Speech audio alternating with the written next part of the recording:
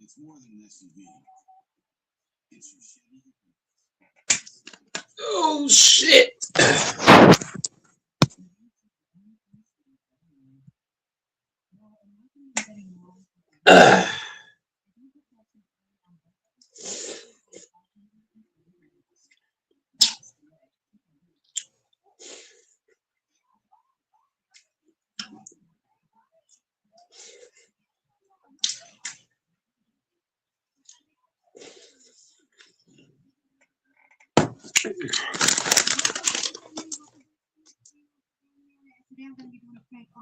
Where's Texas?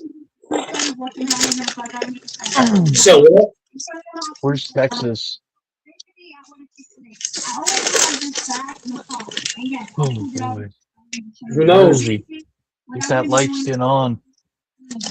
He's all mixed up. I only bring up the light skin thing since you guys always talk that about him and he brings it up. I'm not Doris, what do you got when somebody says that you're small and he says I can prove them wrong and they get scared? I don't understand the context. Small, like what? So for example, Texas and a couple of the guys on the panel were saying Go Mike was not packing. And I was Mhm. like, I could prove you wrong. Are And it you was talking like, no, about I'm good. height and strength or genitalia and manhood? Genitalia.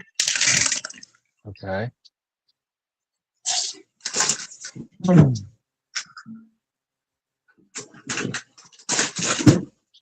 I don't want to talk about that stuff anymore, bro, to be frank. But like, if that's You something say you that want to every talk day. about, You bro, I say don't that want to all talk the about, time. bro, I don't You want say to, you bro, say I don't that want to one talk day. about, yeah, I hear you, man. I hear you, bro. Uh, I want to bet money. you, bro, you I got want to to bet. ask them.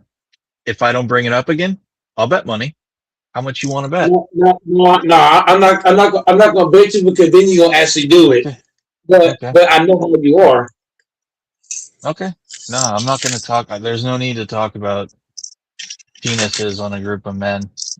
I talked about it way too much before. It's a sign of insecurity. Men that are comfortable with themselves, whether they have a big one or not, they don't need to talk about that stuff. You know, they Number don't need to Doris, talk about other men's. number Doris. I'm just testing to see where your head at. Like, I'm not concerned with, I don't care what other people say about me or mine or, You said you're gonna um, send it to Doris. What are the bets you?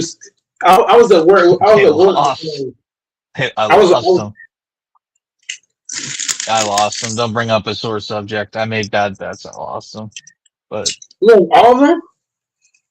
I only made two. Yeah. I thought the fucking Sixers were gonna beat the Hawks, and I put way too much money on it. It fucked me up. Didn't beat bro. Oh, they collapsed in the second half. And then I thought I put a small bet. It was like enticing. It was like 100 to win 400. But I thought the Warriors could pull the upset off tonight, even though they're on a bad little run and That's Curry's a bad out one. indefinitely and Butler's out for Jordan the Beasley. season. Doors. Doors. Hold on. Before Hold you on. go ahead. I thought if Porzingis could play good tonight and suddenly not be sick, that he could make something happen. That's what I was thinking. I didn't know anything about Draymond Green. What about Draymond? I know he's Okay, so old. What about? first off, betting on the Warriors was stupid. That was the first stupid bet. The second bet you made with the Sixers game, you shouldn't have bet that game. You know why? Their best player didn't play. The Sixers' Maxi? best player did not play. Who? Embiid's been out. No, but Who are you talking he's about? their best. He's their best player though. I wasn't betting on him playing or not playing. No, but you're not understanding what I'm saying. The Sixers play better with Embiid because with Embiid I know. he draws so much It, it, attention. it wasn't just about that. It was the fact that the money odds were good and in my favor that And I you bet could it on get the basic. team Bro, they were up like 15 points. that don't mean nothing. The best player ain't playing. A 15 point lead in the NBA is is not safe, especially when their best player ain't playing. When your best player ain't playing, 15 points ain't shit. Maybe I bet the Celtics Cavs tomorrow. Maybe I put $500 on it. I No, don't think I'd get. don't you dare do that.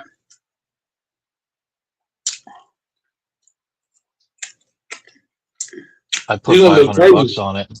No, I'm not, because the Celtics will win it. I'll put 500 fucking bucks on it, at least 400, Who which you I betting on the will. Celtics? Fuck yeah, and against the Cavs in Cleveland. I was about to say, you better not bet on the fucking Cavs. No, I'm betting on the Celtics. They got Tatum back. He looked pretty decent. Okay. There is a guy that we just got. Is it Garcia or it's some role player dude, Jordan Walsh, some guy that's not playing. But as long as all our big dudes are playing, I'm pretty sure White, Tatum. I should wait to make the bet until it's closer to the game, in case somebody's ruled out. There's no rush. That's what I do. I'll wait until I see the injury report, but I'm gonna put four between 300 and 500 on it. Yeah, I'll probably do 500, but I'm not doing over and under. I'm not doing any. I'm just doing straight bet. But I think that I think that we should beat the shit out of them. I gotta listen to CLNS Sports to see what they think, because those geeks know the Celtics so fucking good. Bobby Manning, and there's like Bobby Manning and this Donovan Mitchell. Italian kid, and then there's two or three, there's a couple of people on that CNLS Sports Media that I hear them analyze basketball, and Donovan Mitchell it's injury. more. He's injured.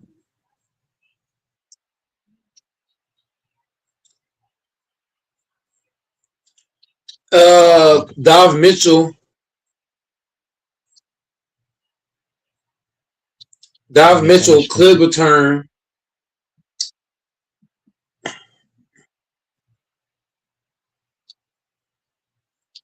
Where? Well, I gotta look at all that. I mean, it don't make no sense to make a bet before. I mean, I'll get worse odds, I think. Once You need to start live betting too. Law betting.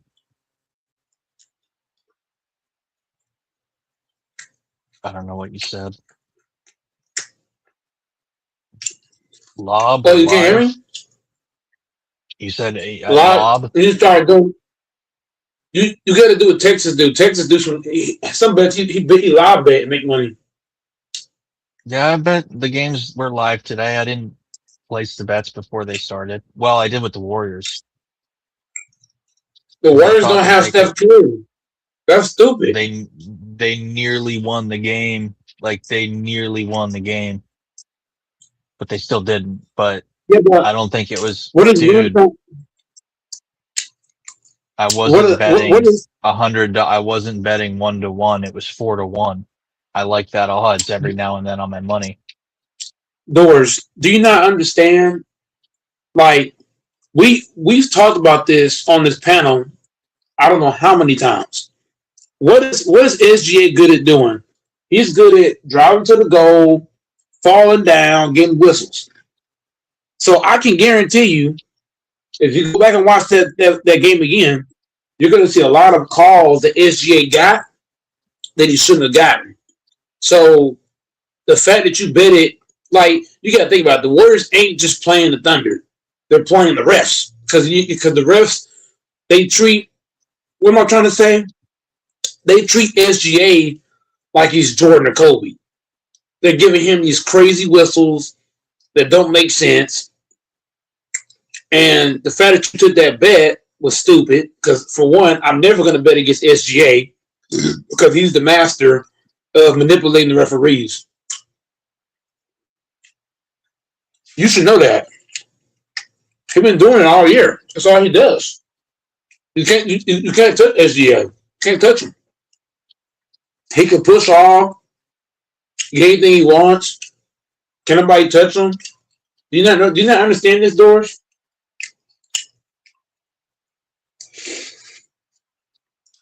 You don't bet against a guy that owns the referee.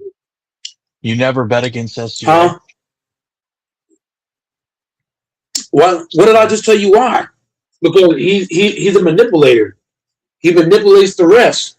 The refs are constantly giving him. Did you not, bro? Do you not watch Thunder games? Oh my He God! lost 3 games against the Pacers. That's 3 games you could have won. That was good, bro. But even in the losses, I'm not talking about losing or winning. What I'm talking about is if Golden State lost by a few points, like you said, right? Take away the bad foul calls for SGA. Do you hear what I'm saying to you? The bad call that he gets, if the game is close and he's getting these crazy calls, that could be the difference of him winning or losing. Do you not comprehend that? Oh, yeah. I won't do that again. It wasn't the, I made some people some easy money tonight. I'm not bummed about the Warriors bet. I'm bummed about the Sixers bet. It was a stupid bet, but you should be bummed about the. Yes, you should be bummed about the Warriors bet because the Warriors are not just playing the Thunder. They're playing the refs. You gotta understand some, Doors. When you play against the Thunder, you're also playing the refs. You're not just playing the Thunder. You're playing the refs and the Thunder. So you basically money. Huh? My money, yeah. You're not only playing the Thunder, you're playing the refs. I get it. Yes. Doris, remember how last year we was just talking about how when SJ was playing against the Pacers, there were so many calls that he shouldn't have gotten? It's happening this year too. He's dropping to the goal. He's falling down, getting whistles. Like he's literally manipulating the rest of the high guard and getting calls. So you basically bet against the refs and the Thunder. You like that bet was bad. That was a 2-against-1 bet. You basically going 2-against-1.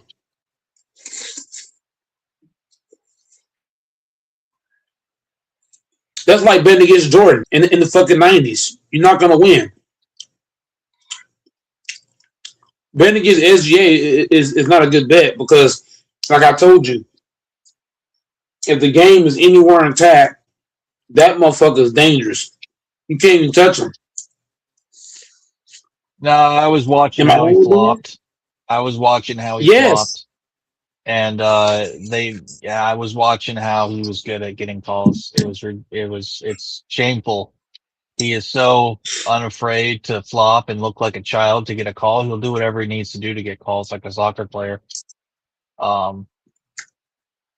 He's definitely a little bitch. Get it? But it works. Why do you think Golden State was so upset in this game? Why do you think the players and the coach was arguing about the foul calls? Because the SGA is getting favoritism.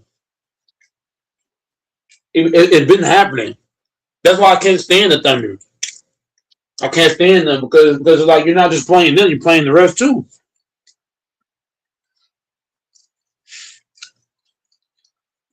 How many times have we seen SGA push off and they call foul on the defense? But SGA is the one pushing off. I'm just saying, bro. Go back and watch that Warriors game again. And look at the call SGA got. That shit is terrible. I can't watch like watching the Thunder. It's like betting against them, like I told you, it was like betting against Jordan. You know how Jordan you couldn't touch him? That's SGA. You can't touch him. It's an automatic call.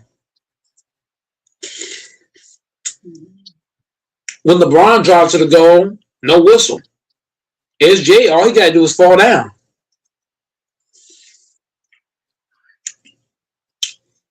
Remember they was chanting that shit, Doris? There's a video on YouTube. They was chanting the flopper. You didn't see that shit about SGA? You must have missed it. There was a whole video about that. I don't know if you've seen it. It was on YouTube. They were like, flopper.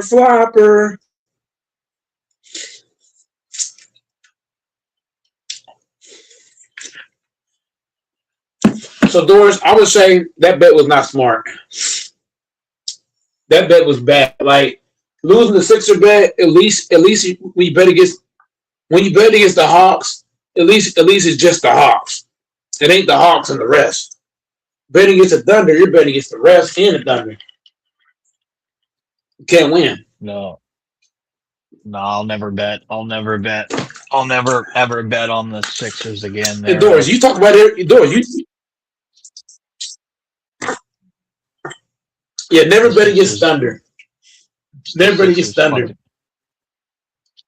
Never bet. I'll never take I'll also never take the Sixers because they are experts at making you regret it.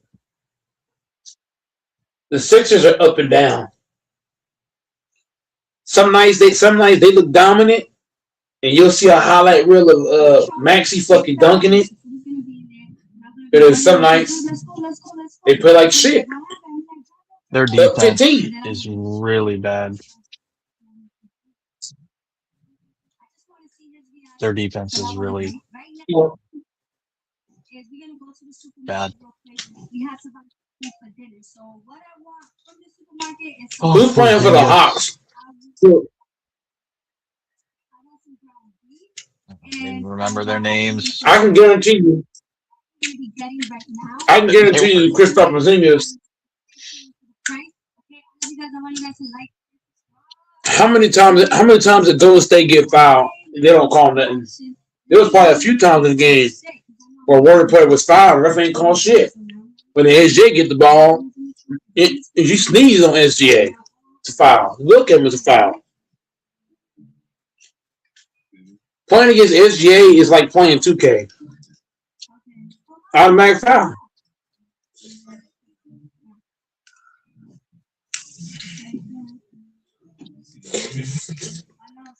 I'll never bet Porzingis again. I think Porzingis is done anyways. He's got this thing called POTS or POTS, which is like it's like it fucks you up, your breathing, your respiratory, your energy, to basically where you're always weak and tired and ill. And I was reading that only it's saying that only 30% of people that once they get it recover. Otherwise it's chronic. So maybe he got it from some sort of upper respiratory infection, but it's like, it doesn't look good. So I just thought maybe he would have a great game since he just got signed by them, I think, and his other ones haven't been particularly good. Yeah, but if he has that condition and he's playing a game where you have to do what? Where you have to run, you shouldn't have took that bet. If he got a breathing issue, you should have not took that bet because he's not going to have the win for one going down the court. That alone was probably like, you got to think, Doris. Imagine you had what Kristaps got, right? And you got to go up and down the court, and you got to play against the Thunder. Now, mind you, Doris, the Thunder is what? The Thunder plays physical. They slap, they reach, they elbow. So he got to go up and down the court, and he playing against a physical-ass Thunder team. He already can't breathe. He got to go up and down the court, getting elbowed by Luke Dort and these niggas. You know what I'm saying? He probably thinking like, what the fuck?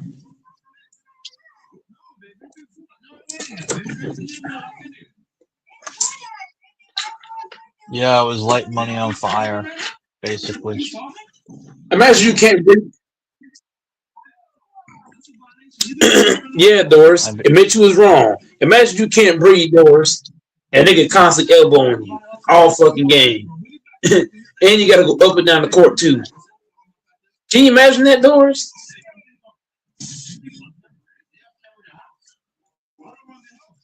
Huh? nah, yeah, nah, basically, I should stop with sports betting because I basically light money on fire. And when I am gonna Mm-hmm. win, I like back out like I did with the Magic like I did with the Magic. Who was it? The Lakers. Like who beat the Lakers by a point? The Magic. I would have made a lot of money if I hadn't backed out on that and just sold my bet. Mm-hmm. Because I won by a point, and then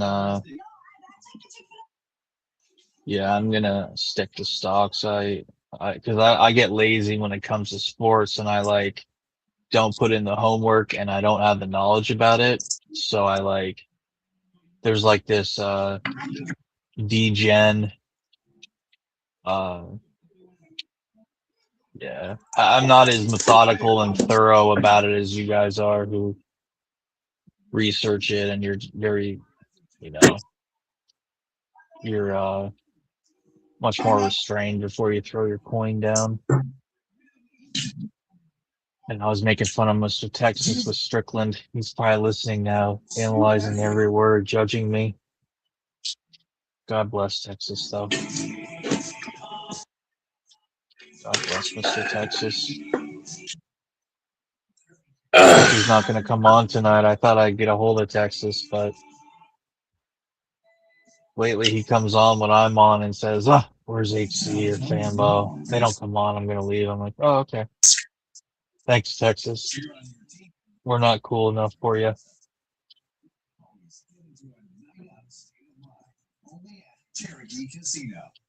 He's at Texas. Or Mr. Picks. I miss Mr. Picks. Mr. Picks is cool. HC's a fucking legend.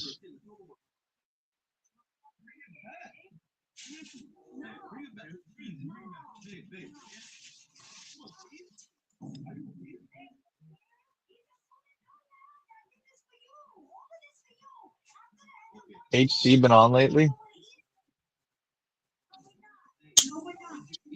No. I mean, he's been on a few times. Night. Friday, no. I don't know what day that was. A couple of days ago. I hate him. It was a couple of days ago he rolled up. My Haitian warrior. Soft passe. I hope he didn't get supported.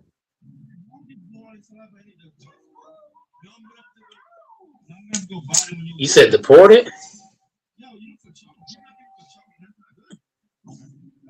Well, I know he didn't and can't, but because he's American. But I'm only saying that because he said that. I'm making fun of him for saying that.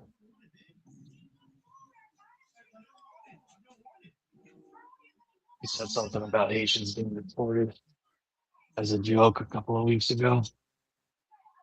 So he said something about him, and then he said something about him getting deported or something. What's his name like to joke about that in the chat? I think it was him and Dirty about the Mexican girl I was dating. Did she get deported? Did your girl get deported, Doris?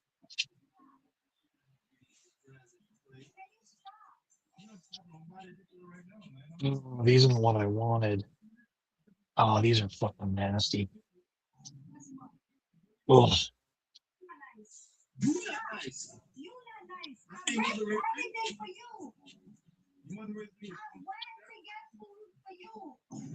No Cam? So Cam said he's coming. It is gonna be 2:00 in 2 minutes. 2 more minutes to be 2 o'clock.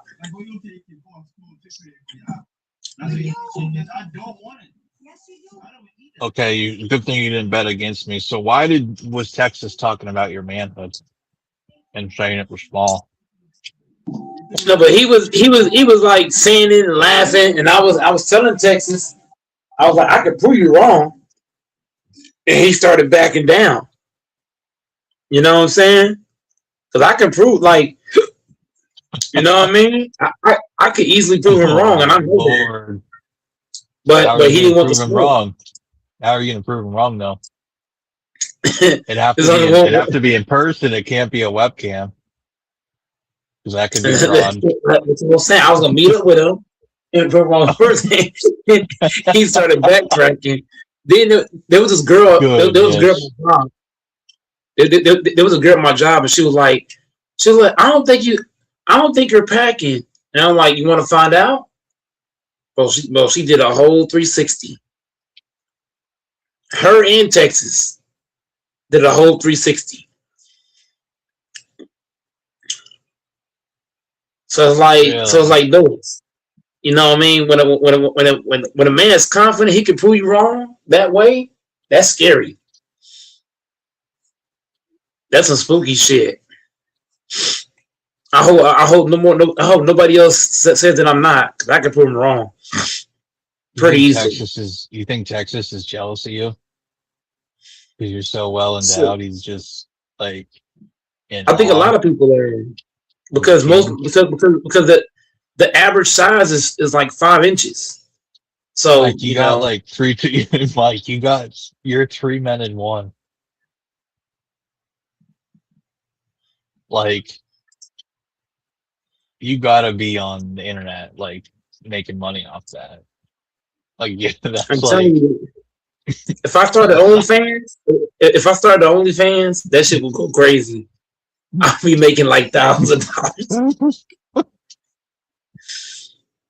I'll be making crazy money. If I got an OnlyFans, you know what's crazy? If I got me an OnlyFans girl, and me and her did OnlyFans together, can you imagine how much money that would generate?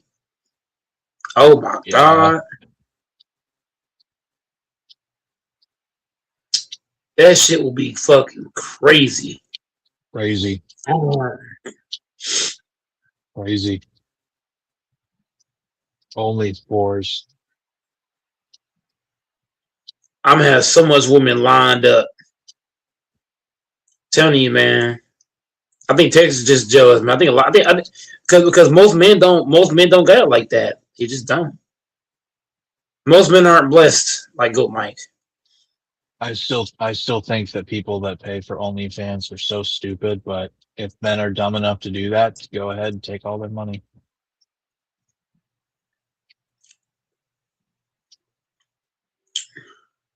They prepay for stuff, not even knowing if they're gonna like it, like photos and videos. And if it sucks, it's not like they get a refund. So it's like paying for digital content is stupid to begin with. Like subscription based or software as a service. The costs for them are next to nothing, and they want to sell like each course for a super exorbitant rate. It's like I try to avoid that stuff. A lot of times when you pay for some special fitness course or you pay for some special framework or elite trading group, what you got in the free tier was basically just as good as the paid one. They already ran out of all their little morsels.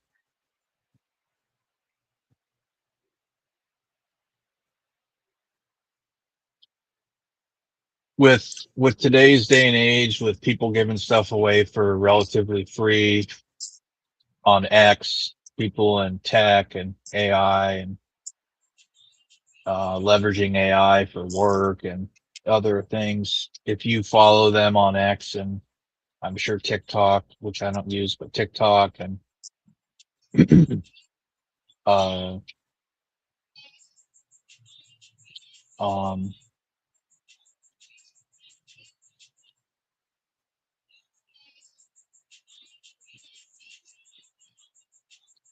it there's just so much free information out there, and the power of AI really is the power of AI, that a lot of stuff you don't have to pay for. But I've actually recently quit watching adult material. So, but to keep not watching adult material and not have temptations, you basically have to not have anything to do with social media. And I'm not big on social media, but sometimes I like to use Instagram for watching, like, there's people that I follow on there that have really great content that's not at all related to anything inappropriate, but it once you're on there, it'll lead you down some sort of lustful uh thirst trap, or um the point is, like, I really don't want to be, I'm focused on other things right now, and it doesn't really benefit me personally to talk about explicit stuff. You know what I mean? And I'm just not really interested in it. And what I'm trying to say is, if you want to not be thinking about that and be, you basically have to stay away from all social media, and social media includes stuff like Instagram, even YouTube, in a way. So you really have to be very wise, basically, about how you use the internet, because the most innocent, innocuous looking video or clip can actually end up having a video that turns out to be extremely explicit. And then before you know it, you're looking at adult content. And I have a purpose now where I don't want to be in that thought, word, and deed. So I don't want to, like, even how I'm talking right now, I'm not talking vulgar and crude. And if you're routinely looking at that stuff, or on certain types of social media, the talk is just so routinely crude and foul. Um,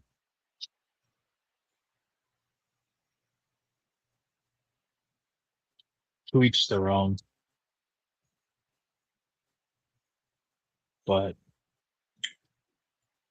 I do think pornography and uh, promiscuous actions, I do think you do pay a consequence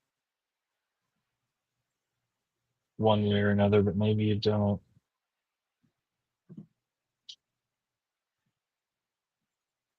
Anyways, I don't know if you've ever stopped looking at adult content yourself, but yeah, it's not as easy as you think, because the internet is just full of it in so many different innocent places. And I don't watch adult content. I'm just saving myself, for when I see a chick that's ready to get with it. Thing is, I don't believe you. I don't watch adult I, content. Shit, I don't I watch that. suspect you probably watch it at least 20 to 30 minutes a day, but it could be up to 2 hours. I don't watch any adult content. The only content I'm watching is if I'm smacking a chick and she going crazy. That's it. There's so many different types of things that may not be hardcore or explicit, but it's still, like, kind of like adult content, in my opinion, No, because the reason why I don't like, watching adult content is lame, because as a man, you should want that in person. I'd rather have ass and tits in the face than on my screen. bro, but even if you're just watching, like, Fresh and Fit, which you like to watch, and there's girls on there Mm-hmm. that are dressed provocatively, that's adult content in a way, because it's provocative Fresh and Fit is material. more adult content. They have a lot of provocative people on there that talk very provocatively. the women how they dress and stuff. Well, Fresh and Fit is different because I could just slide out to Miami, and I'm pretty sure a lot of them chicks would just give it up.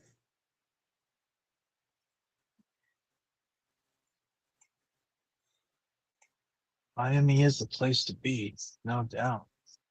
If you want to get sex, Miami's the spot. There's so many porn stars, bro. I'm telling you, there's porn stars that will fuck you. If that's what your goal is. But Hell yeah, I would love to smack a porn star. Hell yeah, but there's a few porn stars that I would go crazy. Ooh, it'll be never ending. here you go.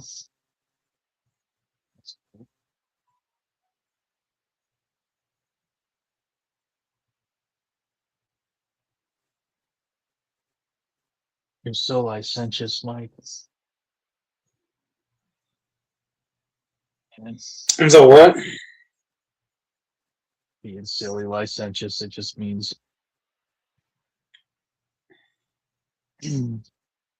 immoral. In no sense. Are these gentlemen gonna come on, or is it just gonna be me and you talking about fresh and fit and my stupid bets? I'm already embarrassed of my bets. Fresh and Fit get a lot of women on their podcast that be horny, and I'm like, how can Go Mike get my podcast like that? I need to get some chicks in here that want to smash. Ugh. You got to get rid of us guys. That's for sure. That's a start. They got to be out there somewhere.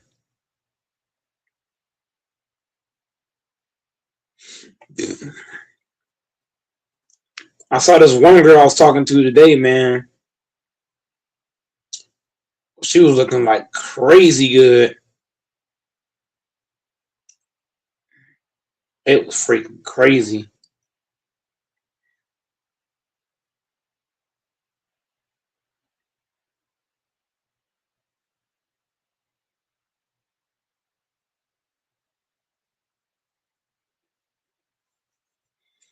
Yeah, man.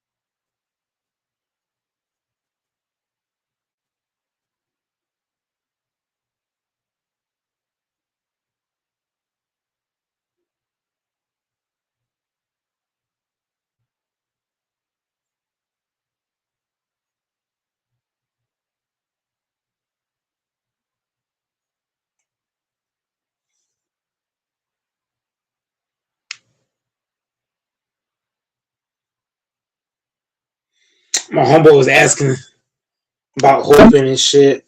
Shit. Damn.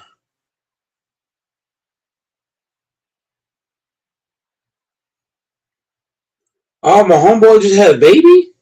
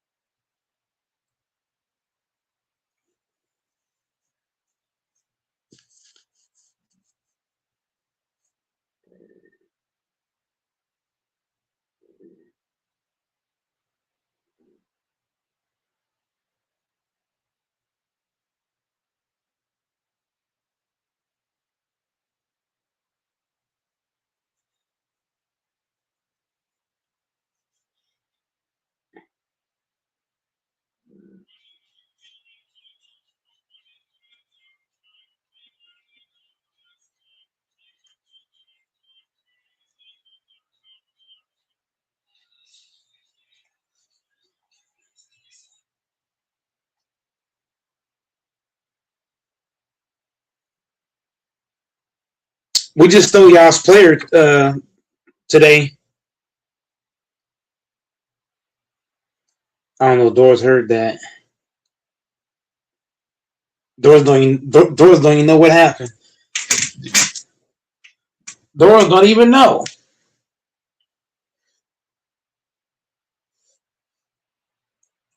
We stole that nigga though. Yeah, we stole that nigga. Hmm.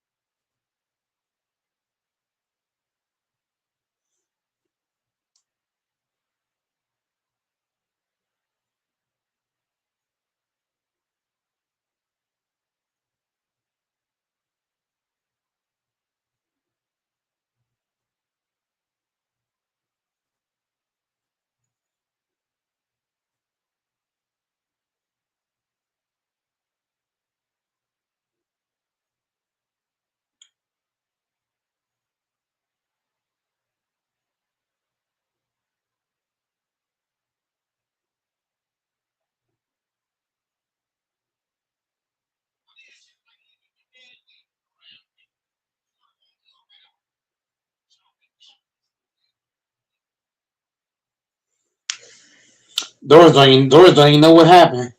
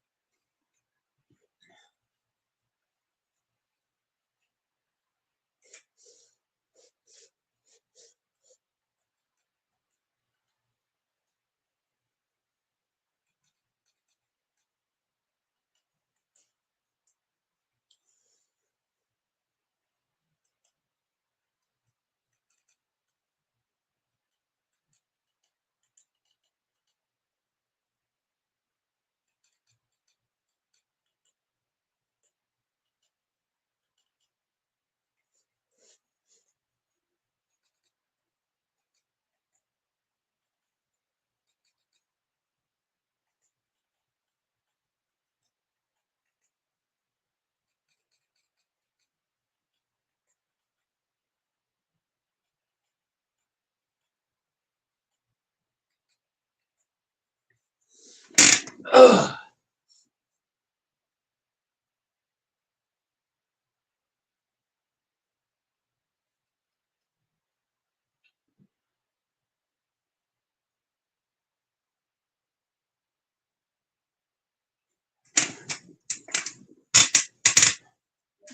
That's very much helped me and saved my money.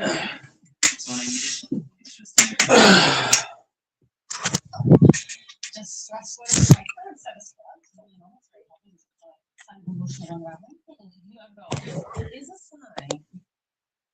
But it's just getting out for the first time and not getting those reps. Herbert was looking to jump it off to after that play wasn't. Pressure coming this time. They get to Jackson and they'll take it down. A minute on the clock. Lions with all three timeouts. Rob spins out of trouble. And now he slides. May goes to his reads. Here they come. Okay, look in the back. There's a fly strong. Another snapshot. Jones puts it away. The ball exposes. Goes to Sam. It's also plays coming into this game tonight as Jewish is on the right side. It's bringing some bodies on the pass and up next. It's Sire Franklin.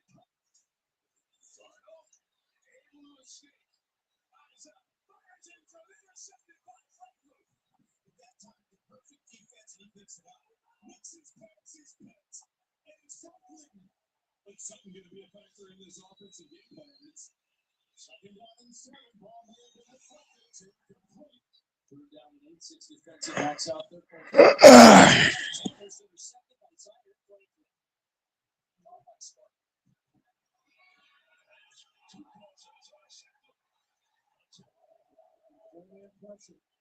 Brissett down the sideline looking for Carter, and he can't hold it for 10. It's now 3rd and 22. Herbert, step and throw. It's out. Seattle just 1 for 6 on 3rd down. Darnold, incomplete. Get right back to him with a stubborn snap. Just moving his way. Ball comes out. Indy picks it up. The heads up play. First and goal. Jacobs. Josh Jacobs lost the ball on the toss with a gift. First down and 10. The handoff to the fullback, Alec Ingold. First three plays. Second and 10. Judo ground with Hunt. Ball to the ground. They hand it off to Robinson, running to his right. He speeds there. Stops him for a loss. First down, same formation. Robinson, nothing there. Got back to the line, scrimmage. That was it. It's a good job by the full defense. They just stopped Robinson inside the score. This is 2nd and 4. Edwards-Helaire. Up and there, and he's brought down. Defensive line. On the goal, ATN, the right quarterback. Trying to take it himself, and he's punished by Zaire Franklin. Taylor in the backfield. Taylor with the ball. And not very much there. Hit first guard. And this is Stevenson. And Stevenson's going to lose yardage. And Zaire Franklin coming in and taking out the run from Jalen Hurts. 2nd and 1. Sanders gets the call. Sanders gets wrapped up behind the line. It was obvious in visiting with Mike Tomlin. He was excited about what he was going to do. Here's a stop by Indy's defense. And first turnover of the game. The Steelers survived those 2 big defensive penalties. As Benny Snell, who got 8.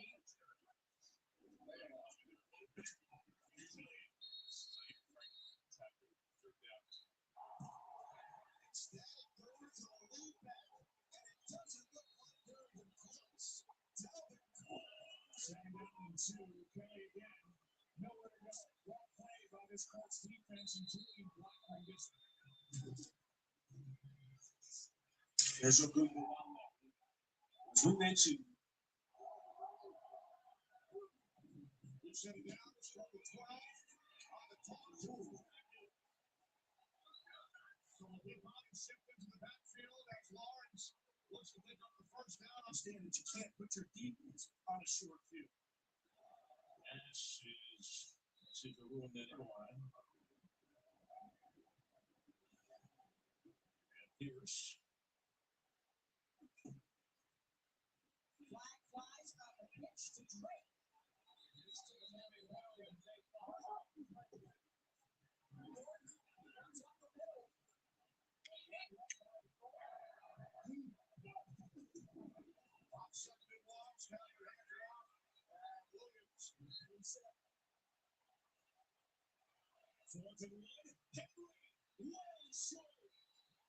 Oh, that was a massive play by him. Extra lineman in, so they go with a jumbo package on first down. Jamal Williams on in motion on first down. This is Kamara, and Kamara runs right into the arms of Quiddy Hay, who twists it to the third and goal.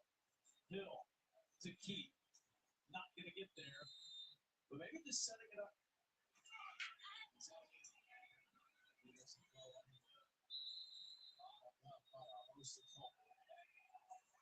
Here's Baker on the keeper.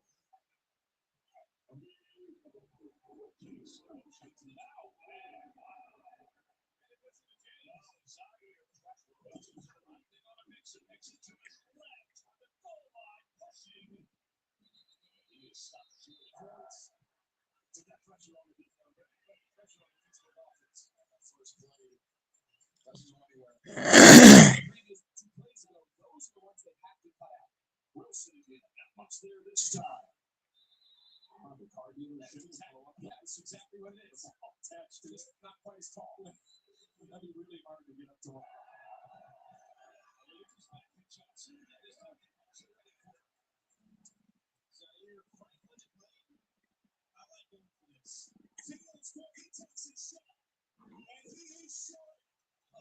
They just can't get it going downfield.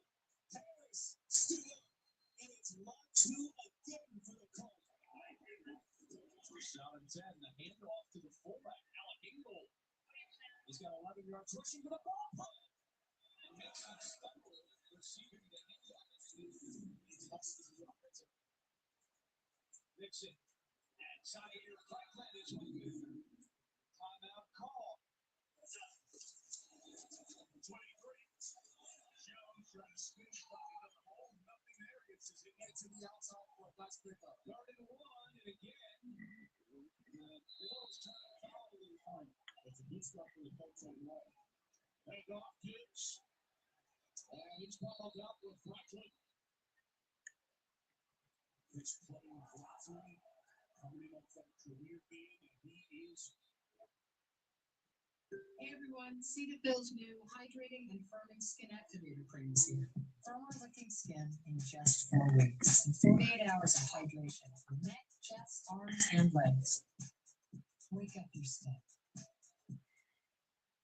Rebound and recover with the Planet Fitness Red Card. Join and get your first month free. Deal ends March 13th. Opioid addiction gets between you and what you love. Once month with Sublocade may help you move forward in your recovery. Sublocade with counseling and psychosocial support treats moderate to severe opioid addiction in adults started on an oral dose of buprenorphine or already on buprenorphine. Sublocade is just one dose that lasts all month long with no complete detox required. Buprenorphine should be started after the first signs of withdrawal. Sublocade may cause harm or death if injected in the vein. As an opioid, it may cause serious life-threatening breathing problems. Ask about naloxone for opioid overdose. Get emergency help right away if you're faint, dizzy, sleepy, confused, have problems breathing, seeing, or talking, or if naloxone is given. Don't take with other opioids, benzos, alcohol, or other drugs, including street drugs. This can cause severe drowsiness, decreased awareness, breathing problems, coma, and death. In emergencies, tell medical staff to run Sublocade for opioid dependence. This isn't a full list of risks and side effects. Talk to your doctor and read patient label for more information. If you or a loved one is struggling with opioid addiction, visit Sublocade.com.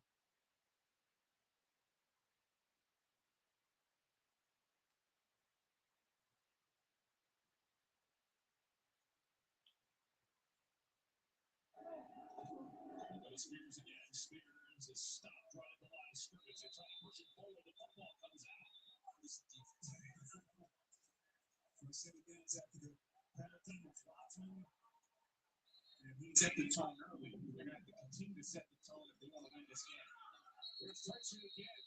And for the second drive. On the Colts 27. Tracy tries to bounce it to the outside. Slick. Putting the ball in harm's way.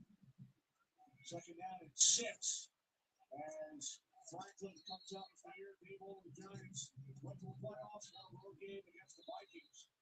As Tracy, second down run and a big collision. Bigsby takes a hit and retired. First ball. Bigsby is in and he is dropped. For 5 on 3rd or 4th and 1 this year, and it's Stafford with the sneak. Stafford has stood up. I am not sure. Down in 6. Stafford then hand off to Forum, and Forum Bearhook at midfield.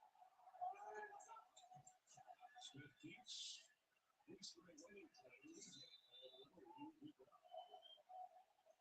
Second and 15. And the handoff is to Carter. Carter tripped up before he did. He certainly fell off the contact. Was initiated by Moody. Cheer contacts up in field. He's on the road.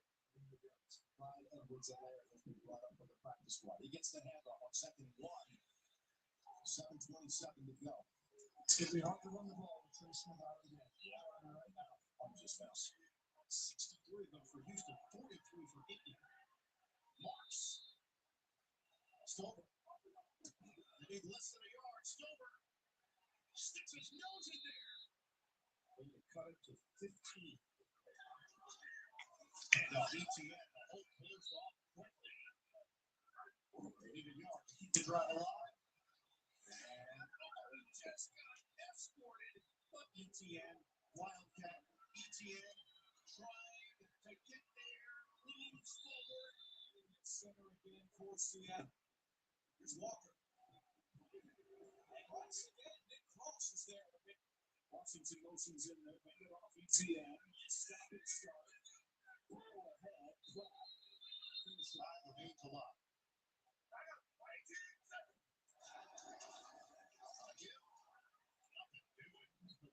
There are gaps in the second and third quarter. They got to clean up. That could cost them a big game. Let's not call that top three when they are. So over the middle, Tyreek Hill has to catch that in the first step and get it snapped. And you'll have 3 timeouts agreed. We get a first down conversion. Here's the game. Franklin's got him. Smith has his aim. Stops it on. Rodgers buys time, dumps it off. It's going to be short. So the catches grab on the face mask. They could have removed this. Over to Rice. Wow. It's up about 3-10 over Seattle. So now a second down 13. Quick hitter.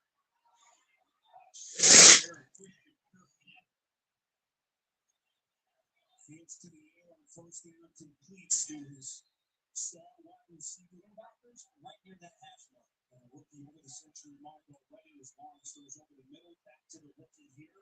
Archie, that's the reason why they haven't been able to get their win, because of their performance in the fourth quarter and having their time being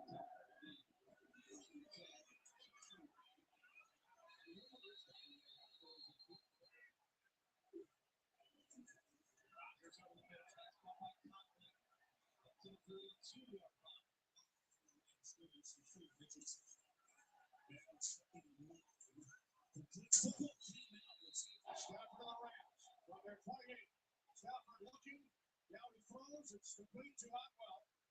Now the Republicans slowed down so far this game. Continuing felt the push. Little roll out, gets into a third wave. From the 42 on first down. Carr checks it short. Camara, who leads all running backs in receptions in the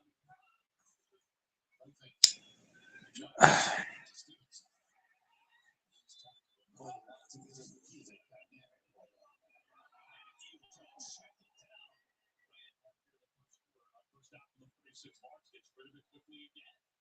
All right, so he's making fast decisions. Yeah. The big questions they have to answer. This is Amari Rodgers pressed into duty.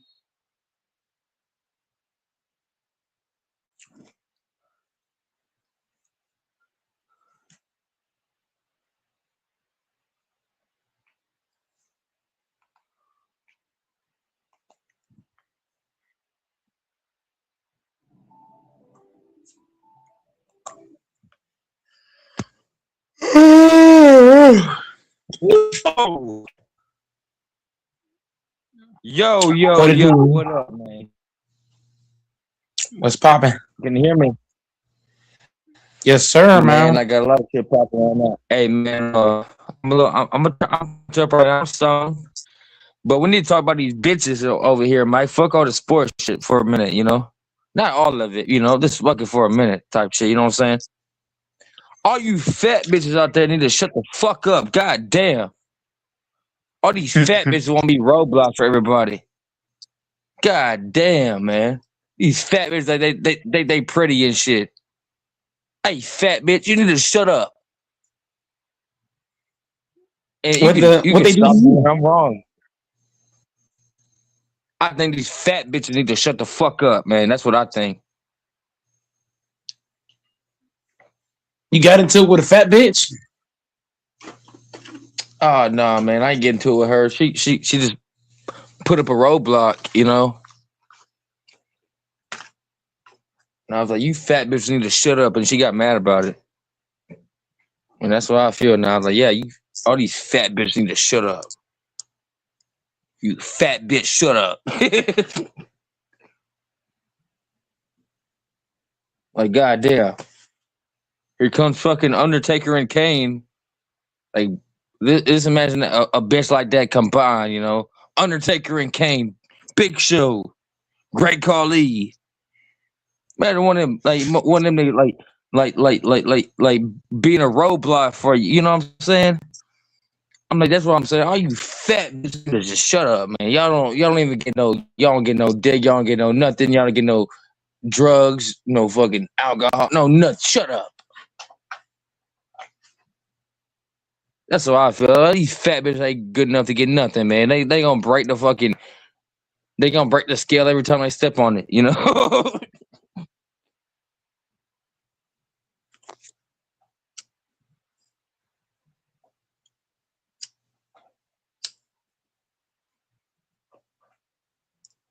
But what's your opinion on that, Mike?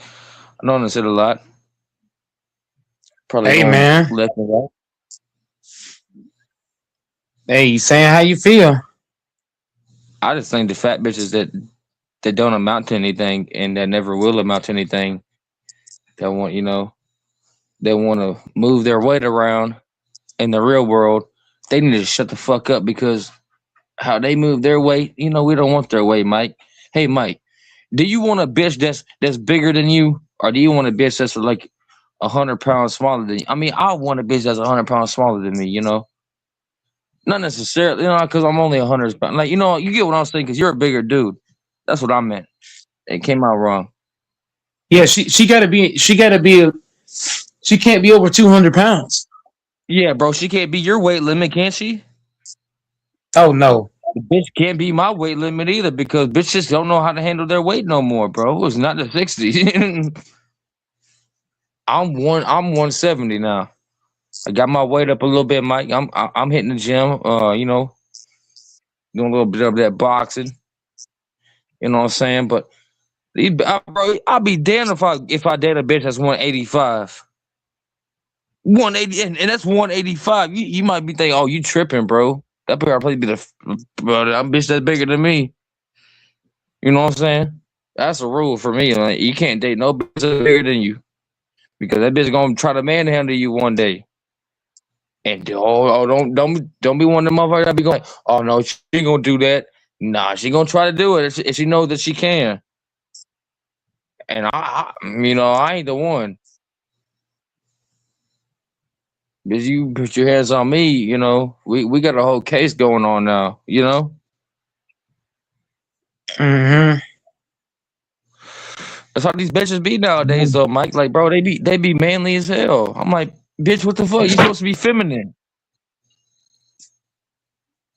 2026, man.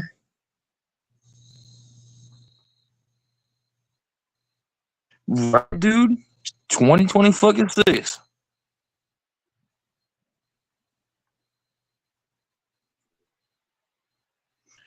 I mean, god damn, these bitches supposed to be feminine over here looking like Shrek and then trying to act like they feminine. Like that's like Shrek putting on a little bit of makeup and trying to go act feminine, bro. Hey, Mike, you gonna want to date you gonna want to date Shrek with makeup on? Nah, I don't. I'm gonna get mad, bro. Like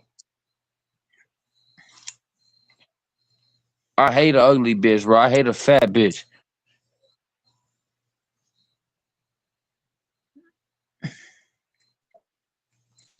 Fat bitches.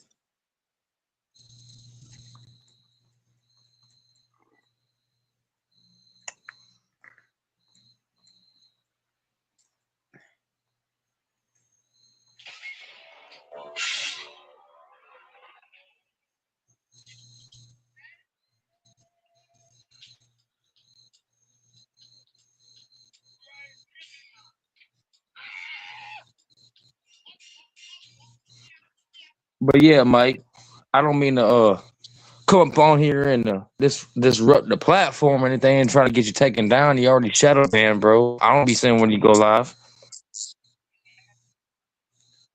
But all these fat bitches need to shut the fuck up. Hey, if there's any fat bitches out there listening, y'all just need to fucking just be quiet. Y'all ain't attractive. Be quiet. Go lose some weight. Hit the fucking treadmill and shut the fuck up because, hey, Mike, us as men, we gotta start holding. These women to the same standard that they held us to. You know what I'm saying? What they want? They want a man that's big and fucking muscular, right? Right? You think we want a fat bitch that don't want to work out, that can't even fucking walk? Man, that shit be pissing me off, bro. I can't think of like sometimes. Hey, I'm sorry, bro, but sometimes I be thinking, I'm like, damn, bro, they really got us fucked up. You know what I'm saying? Yeah, some dudes is fat though. No, there's some dudes that are fat, but all I'm saying is all these women they want a muscular, like they want like a fucking Rampage Jackson looking ass nigga. You know what I'm saying? And but they want to be fat on top of it. I'm like, bitch, fucking go lose some goddamn weight. The fuck is wrong with you? You know what I'm saying?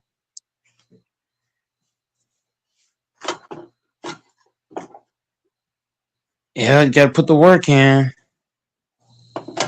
Hey, bro, ain't no wrong being a big dude. A big dude is the difference between a big dude and a fat dude. You know what I'm saying? These fat bitches, I'm not saying the fat dudes ain't the problem. The fat dudes are the coolest ones. But these fat bitches need to shut up. You know what I'm saying? That's what pisses So, me off so much. man, what if the fat bitch beats you up? Man, I'm about to, she about to eat a 22. Oh no, my bad. I shouldn't even said that. My bad. Allegedly she about to eat a 22. My bad. Yeah, let's not say that. But what the fat bitch does beat me up, man. Oh, shit, that'll hurt, man. That shit will hurt. It hurt, man. You know it's crazy. There's some dudes that get beat up by women. But nah, bro, I ain't gonna get beat up by no fat bitch though, bro. I'm about to be moving like a motherfucker. Whoop, whoop, weave, leg movement, head movement. That fat bitch ain't finna hit me. If she try to grab me, she gonna fall. Cause I'ma elbow that bitch, bro. That fat bitch get a hold of me, I'ma elbowing the fuck out of her. I'm sorry, Mike, but man, I ain't no big ass dude. You know what I'm saying? I only weigh like I'm like Nate Diaz size. You know what I'm saying? That's what you gonna do if fat 170. bitch grab you. Yeah, bro. I told you I'm gonna do. I'm sorry, elbowing that bitch. What Bitch, if, get what off if it me. ain't working? Well, damn. What if that shit ain't working? All right. Let's be. Poke that bitch's eye out. What if she got you in a good hole and you can't get there? Well, it depends what kind of hole she got me on. You know what I'm saying? If a fat bitch like there's certain holes a fat bitch they'll get you. They'll get you. They'll fucking get you. But let's say if it's like we're like face to face, bro. That bitch ain't gonna get me in no hole, Mike. She gonna have to get me from She's gonna behind. the sumo wrestler hole. Man, I'm gonna elbow that bitch, bro. That bitch is gonna be fucked up. I'm telling you. She gonna force you to tap out. Man, no, I'm gonna force her to tap out. She can be like, tap out, bitch. Tap out right now. Man, Mike, how And much you you gonna weigh, tap bro? out. You say you weigh like 240. Yeah, I'm 240. Bro, I don't fought people your size before, right? And I've been in that predicament. And like when I started beating the fuck out of like I started elbowing a motherfucker, bro, they didn't want no part of it. You think a woman's gonna want a part of that? I'm not saying like your size exactly, but like bro, I fought dudes that are 230, 235, 220, you know what I'm saying? Dudes that are way bigger than me. You get what I'm saying, Mike? I'm not trying to say I can beat you Mm-hmm. up or anything. I'm not trying to disrespect you. You get what I'm saying? Yeah, man, size don't matter, man. Either you got it or you don't. Man, you got that. You gotta have the speed. You gotta have the attitude. You gotta have this. I don't even really. You don't have to have the stamina to be honest with you. You just gotta know how to throw your shit. That's what Conor McGregor tried to say to people, and nobody really listened to him. Look at what Conor McGregor did in MMA, bro. The dude has a trash fucking gas tank, but the dude can still knock you the fuck out. You know what I'm saying? It's all about how you throw your shit. Look at Nate Diaz and Nick Diaz. You know, you heard of the Diaz brothers? Them motherfuckers smoke all day. Do you think they give a fuck, bro? They walk in the octagon smoking a fucking a blunt. Beat the fuck out you, bro. Choke you the fuck out, you know?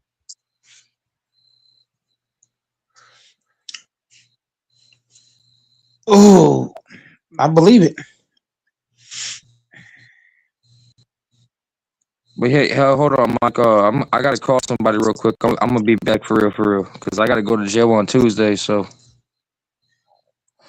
Okay. be dealing with I'm about to be dealing with a bunch of fat bitches in there. You know, man and woman. You know, the Fat COs bitches.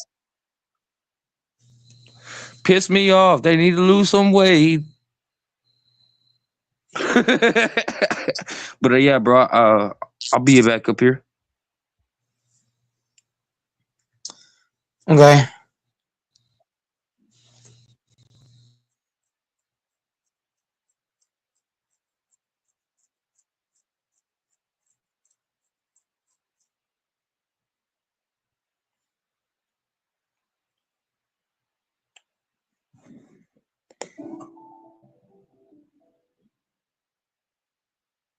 New Old Spice Cosmic freshness makes me want to be Mario. He has confidence to fly through the galaxy wearing nothing. White pride. White power. Black power. Gay power. George, you there? Black pride. Yeah, what's up? Hello, sir. Did you hear about the Packers move? No. We stole y'all's player, man. Who? Y'all Pro Bowl linebacker. We stole him. Football linebacker. You stole. Hold on. You did not take our linebacker. We stole your Pro Bowl linebacker. Your Pro Bowl linebacker. We stole him on the Packers now. You took Zaire. You took Zaire Zaire Franklin. Franklin?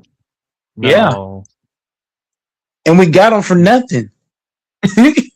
We basically No, you gave y'all didn't. nothing for him. What'd you get for him? Was he we cheesehead? I mean What'd I you mean get? we gave y'all a fucking bum for Zaire Franklin. We gave y'all one of our worst players for Zaire Franklin.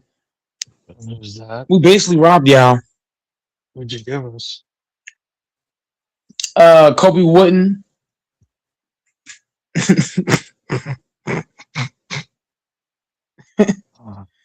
White power.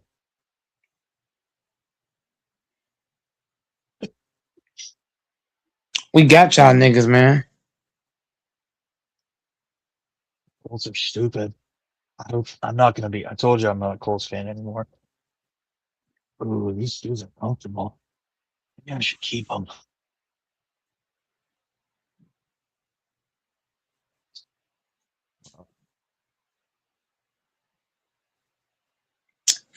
But we're gonna lose Quay though. Quay's leaving. I Hmm. I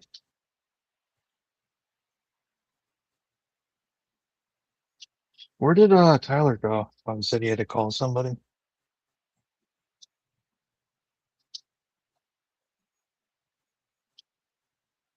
Where's The Packers are looking to fix their O-line, and their corners. So the Packers are trying to get corners. If I'm Green Bay, I'm trading Rashawn Gary to Seattle for a corner, okay. for 2 corners. And then I'm taking Nixon and Gary together and trading them both to the Seattle for their 2 corners. And then I'm going to go draft some more BTs.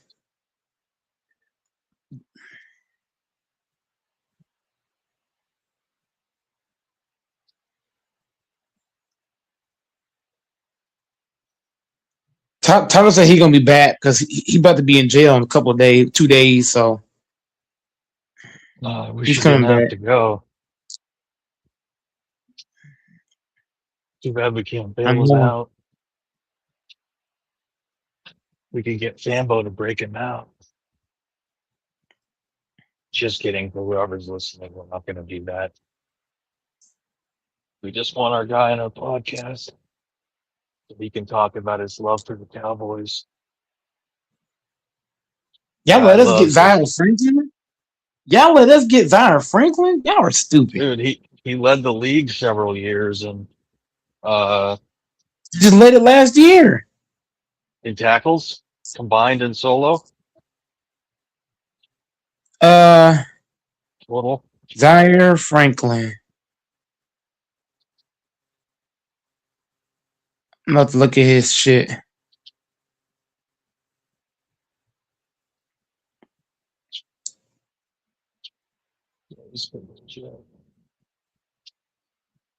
Zaire Franklin.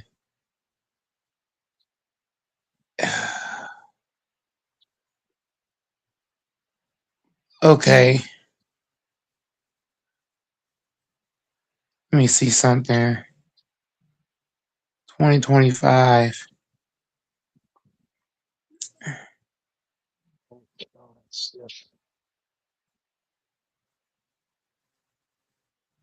He got 2 sacks, 62 total. I mean, hold on. I'm looking real crazy right now.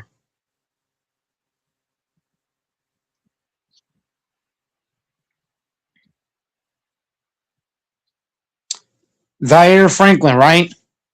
He had 125 tackles this past season. 62 solo. 2 sacks. 1 forced fumble across 17 games.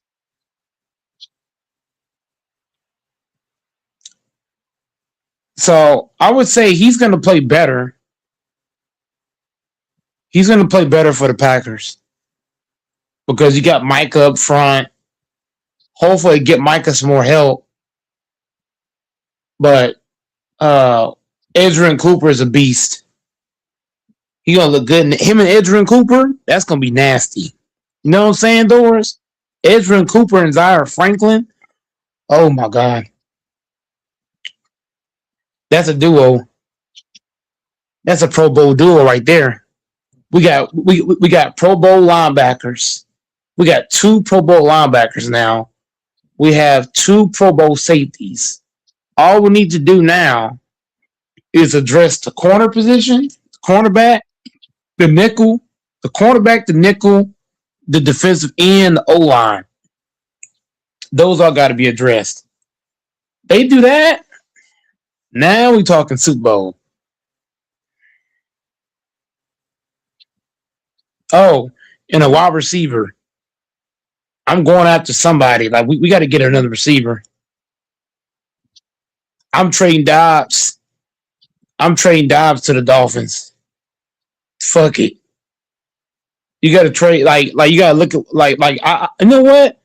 I'll trade Dobbs to the Cowboys. I'm trading Dobbs and Watson both to the Cowboys for George Pickens.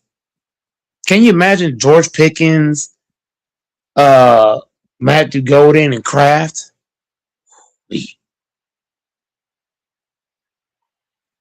And Savion Williams. That kid gonna be special. He's got to get right. Man, I would love to see that.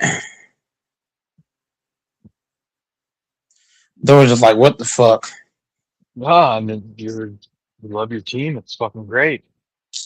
You're gonna have a fucking you got a legit team that has a chance at a Super Bowl. So I don't think there's nothing wrong with you being excited. Well, I'm only excited because they're at least showing, they're at least looking into free agency. But I think like I'm excited, but we got to make a few more trades. We got to make at least 2 more trades. Like I told you, I'm trading Rashawn Gary to Seattle for their corners. Now, if someone wanted to talk stupid and talk about my team and be stupid again and say my team has a chance at a Super Bowl, I'm just going to not talk to them. But of course, your team has a chance at a Super Bowl. There's teams that have a chance at a Super Bowl. Let me ask you this. Are you worried about the Seahawks repeating or no? You think it was a one-off like the Eagles? You know how the Eagles looked unstoppable? It's going to depend on what the other teams do. Do the other teams get good enough to knock them off? So Seattle can be beat. You know what I mean? But I feel like you got to give me like what teams can like if the Packers make 2 more dominant moves, they already make 1 good move. I feel like if we make 2 more good moves, 2 more solid moves, we can knock Seattle off. If the Bears make 1 or 2 moves, I feel like every team. No, I'm gonna say Chicago, Green Bay. Those 2 teams for sure. If they make 1 or 2 moves, they can beat Seattle. The Niners, if they're healthy, if they make 1 or 2 moves, they can knock them off. So there's a few teams that I would say 1 or 2 moves away, and they beat Seattle.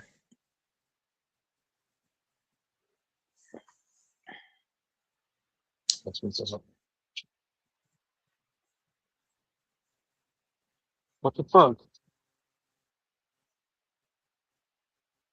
I'm on the treadmill right now. I quit my job. I haven't told I'm you gonna trade yet. Malik Willis. If I was the Packers, because when is free agency on the 11th? I think it's on the 11th. If I'm Green Bay, would you trade Malik Willis? Would you trade Malik Willis to? Where can I trade Malik Willis to? I want to trade him to a team that got something that I want.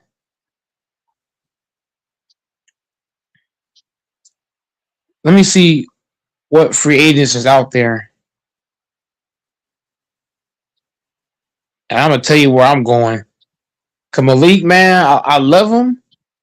But if I could trade him and I'll trade. No, the Cowboys not going to want him. Where can I trade Malik and get a good thing for him?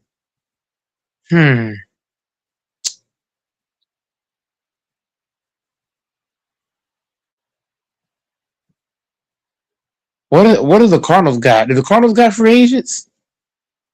Oh, Khalil Mack. I'm trading. No. Cardinals. Arizona Cardinals.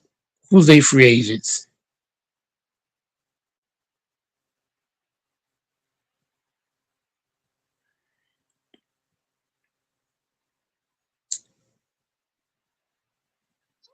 Because Malik got, you know what I'm saying? Malik got what is the word? Malik got fucking. What am I trying to say? Doors. Malik got value, high value.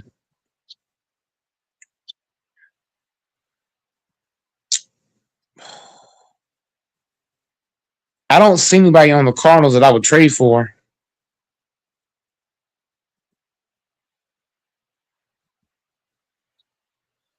No, they ain't nobody that I would trade for. What about Saints? New Orleans Saints, free agents. Because the Saints need a quarterback. Who is the Saints?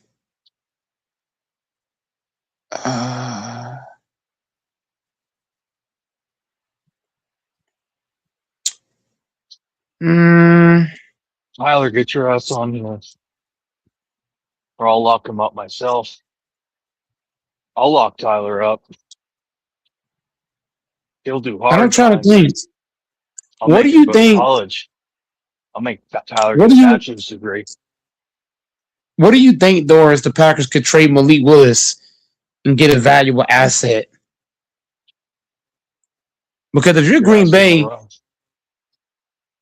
I gotta have somebody look at the free agency market. If I'm Green Bay, I'm not letting Malik walk. The only way I'm letting him, if you're Green Bay, you trade him. I might trade for Myles Garrett. Fuck it.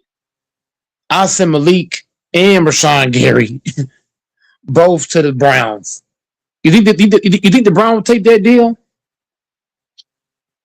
You would get a quarterback who you know got mad potential, and you get a pass rusher from Myles Garrett. If I'm Green Bay, I'm doing that. Yes.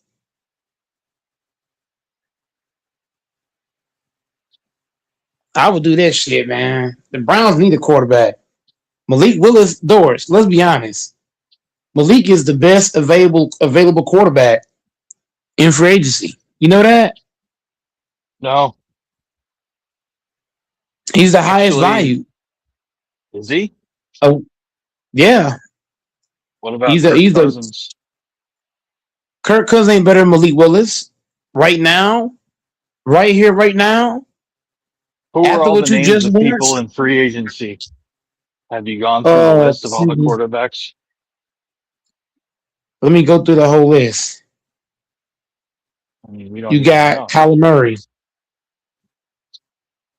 You got Kyler Murray. You got Tua, Aaron Rodgers, Jacoby Brissett.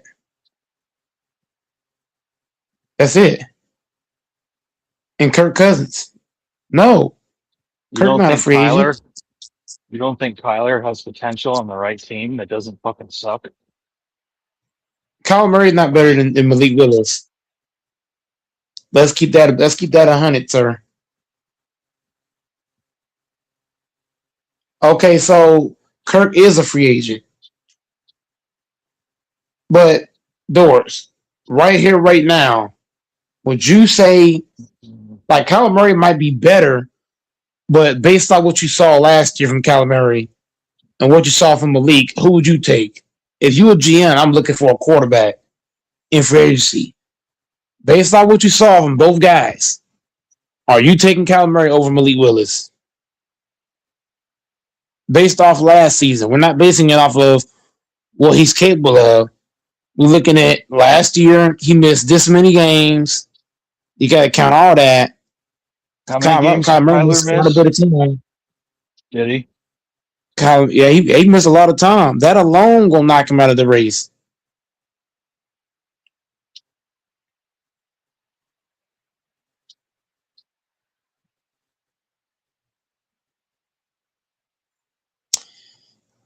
Kyler Murray.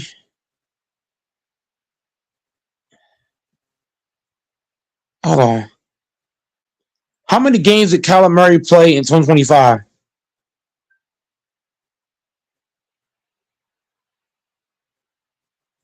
He only played 5 games.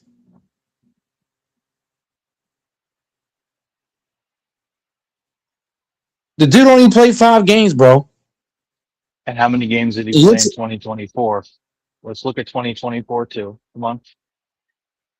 What, 2024? Yep. Doors. Do you have the bait? Do you have the baits? Does anybody have the base number? I can check. Wait, hold on, real quick. He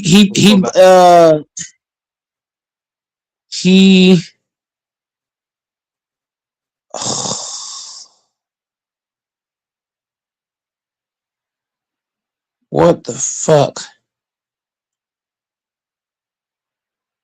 It says he played a total of 31 times, scoring 8 goals.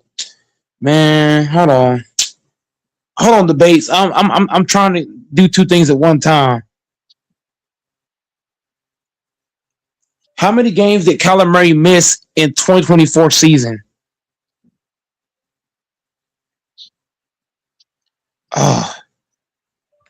How many games did Kyler Murray miss in 2024 season? Hold on. I gotta just type this shit. I'm being lazy. That's my fault. I gotta get down and type this shit. Hey, debates. Hit the link now in the chat.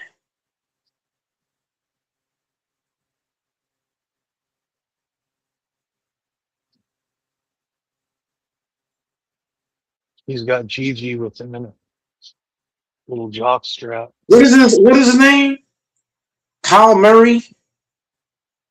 Gigi's got him all bound up. The base, you don't see the link in the chat?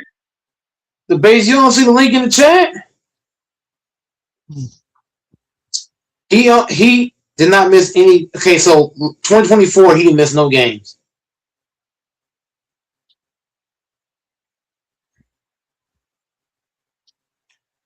I think Gigi's got him in a little leotard. Yes, but it don't work. Okay, my fucking back is killing me. Oh, time just went forward by an hour because of daylight saving. Yeah, I think that's what's going on. Gigi's got him in a little chastity belt. She's got debates. Locked up in a cage, like a little lock. I'm trying to think. Because Gigi don't want anyone else in them except for Gigi. Is that true? Okay, debates, man. I'm about to get you the link now.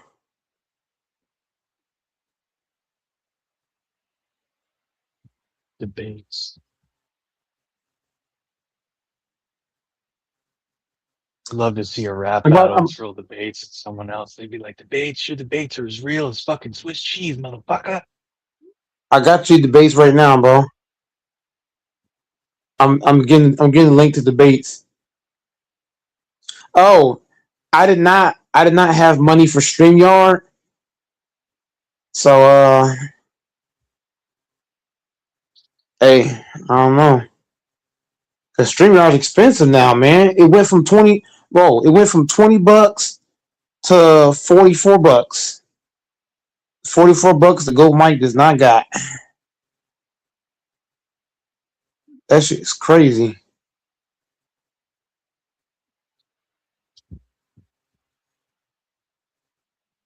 WQ. If I bet the Celtics Cavs and the Celtics win, I'll give you a $25 donation. Yeah, that $25 will that will go towards paying the bill. That will definitely help. Okay, debates. I just sent you the link, debates. Debates, you got the link now. I just sent it to your chat, bro. I just sent you the link, debates, in your text. But Doors. Kyler Murray, right? 2024 stats.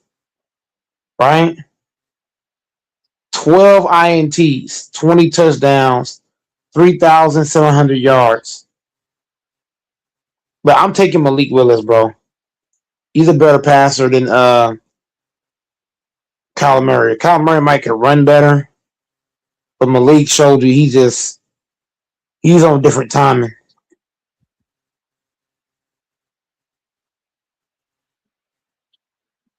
Am I wrong? You wouldn't take Malik over Kyler Murray? Are you serious, Doris? Doris, you can't be serious. I need to see the full hit injury history, and I need to look at the body of work and the more recent trend where it's going. But Malik without looking hasn't at missed it, one. Doris, Malik has not missed one game due to injury, and he's been in the league since because he was drafted by the Titans, right? He was a Titan starter over there. So let me see how many again, games he missed. He got drafted in 2022, so 2026. So in his 4 years in the league, right, Doris? You know how many games he missed? You want to guess? you're going to tell me. 0. So 4 years in the league, he has not missed one game. What'd that tell you, Doris? You gonna take a guy in Kyler Murray that can't, you know what I mean? Think about it. You got one guy that's been in the league 4 years, ain't missed a beat. You got another guy, he played a full season, but then he missed games next season. So why would I take Kyler Murray over a guy that hadn't missed one game and he's been in the league 4 years? Doris? Because a white man said Doors. so. I don't fucking know. Because Tyler Birdie's body of work, man, his ceiling is way You taking higher. a guy that got okay, so Doris, you're taking a guy that got body of work over a guy that is really talented. He's been in the league for 4 years. He has not missed one game in the 4 years. The people will say the ceiling of Kyler Murray is 100, Hell and no. the sealer of Malik Willis is 20 or 30. Hell That's no. what they're gonna say. Yep. Hell no. You know Yep. that's cap. Kyler Murray ain't as good as Malik Willis. You tripping. Malik Willis is better than him. You're gonna have to explain it to someone that can understand and go over all that with you. I can't give all the ins and outs of X's and Y's and Z's, but Malik Willis or Kyler Murray, they're going to say is more mobile. He can make better throws. He can read defenses. He's got a better arm. They're going to say stuff like that. He's more mobile. They're going to say shit like that. He's just been with a Bro, bad team Malik in Willis Arizona. is, have you not seen Malik Willis run? Dude, Malik Willis played in very small minutes. How many games he What? played? 5 games? How He many started games for the has Titans too. how many He was a games has starter. Malik Willis started in his career? What is his body of work? He was a starter He, for the Titans. You kind of bro, forget about that. he passed for how long? What was his yards Malik in the Willis. season? 1,500 yards, 2,000 yards. He's not a guy that put up anything. Malik Willis is just hold on. What did he do? Malik. Start his season and just hand off the ball the whole season? No, what? You tripping. No, Malik Willis got I ain't tripping. you know what I mean? He's got okay, so You're gonna embarrass yourself now. he's only played in a few games.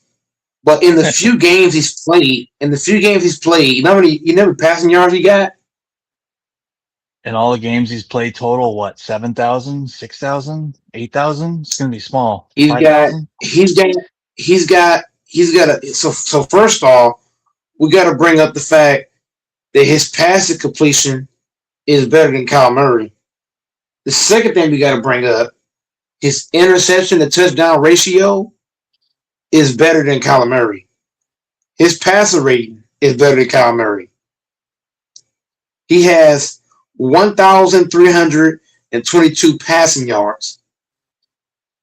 Rushing yards. He has 405 rushing yards. Rushing touchdowns, 4. Whoa. I'm gonna actually have to get off the station. Everybody can look. Malik. There he is. Malik Willis is a God, beast. he's funny looking. And he's bigger than Kyle Murray, too. You got to count that. He can take more hits than Kyle Murray. Kyle Murray, little ass. His face shape is like weird. It's like his forehead doesn't match his face. His face looks like it's squished. And it's nothing This to do guy with is a backup. ethnicity. Doris, how does a backup quarterback got a better passer rating than a starting quarterback? Huh? This is a backup now. And he's got 404 rushing yards as a backup. Huh? What do you think he would have, Doris, as a starter? Come on now, Doris. He's doing this shit as a backup. 6'1". Dude, he has no yards. He has no body of work. He started a few games in his career. He throws like 100 yards here. 90 yards a game. In a few games he played, he looked better than Kyle Murray. In You're all of them. Crazy. That's all speculative. That's like Matt Flynn. That's like Matt Flynn, who played a few games. Okay, Matt Flynn. Matt Flynn is better. No, Matt Flynn will be better than Kyle Murray right now. If Matt Flynn plays right now, he'll be better than Kyle Murray. Okay, Brock Osweiler. You have no clue. It's all speculative. Kyle Murray played 5. Bro, Kyle Murray played 5 games last year. This is the guy you're capping for. A guy that played 5 games last season. He has a body of work over multiple seasons. He has thousands of passing yards. Body of work don't mean shit. He has thousands of snaps under his belt. LeBron James got body of work. Hold on, Doris. LeBron James got body of work. But is he better than Luka Doncic right now? No. Okay. Yes, LeBron's a 4-time champion. Yes, LeBron's a 4-time MVP. Kyler Murray's like 27. You can't just get loud and win. It's Patrick Mahomes. Patrick Mahomes got body of work, Doris. Right? Doesn't Pat Mahomes got body of work? Did Patrick Mahomes play better than most quarterbacks this season? No.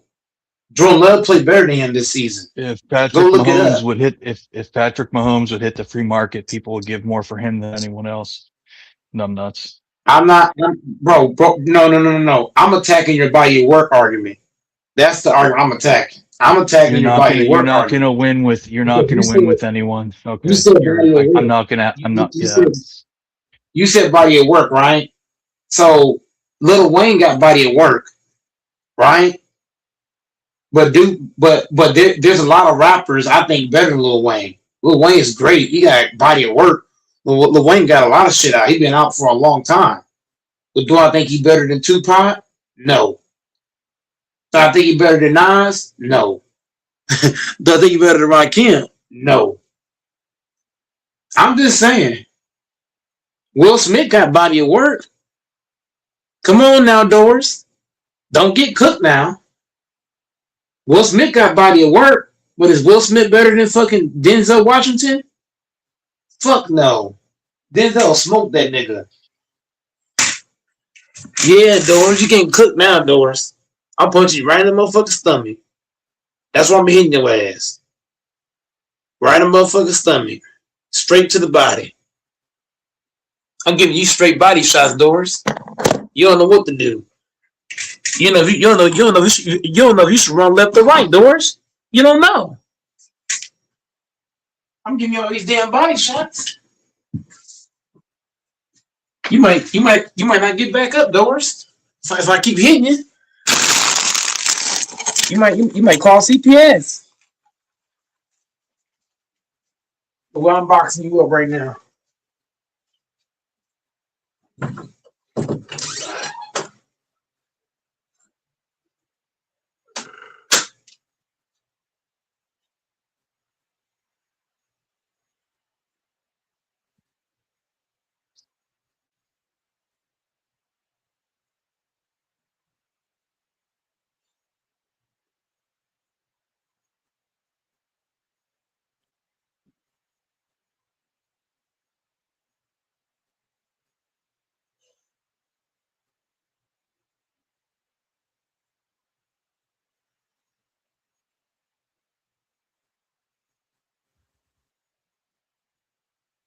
Oh, wow, really.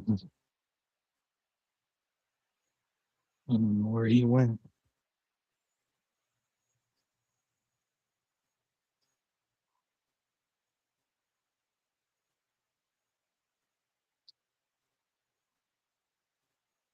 Oh shit. Oh shit.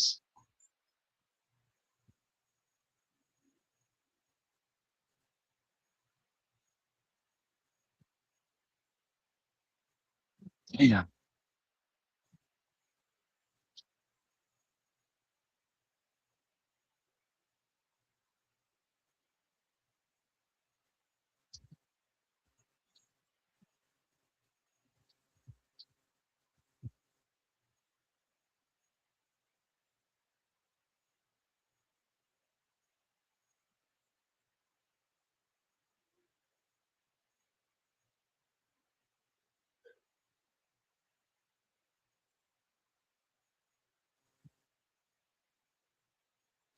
Oh, oh man, I'm out of breath. Oh shit. Oh shit. Oh Lord. Oh Lord. Oh Lord. Ooh.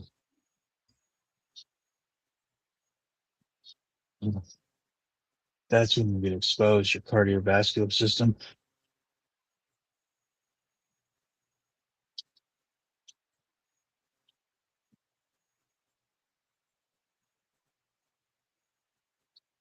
Oh, I need some water in me. I don't drink enough water.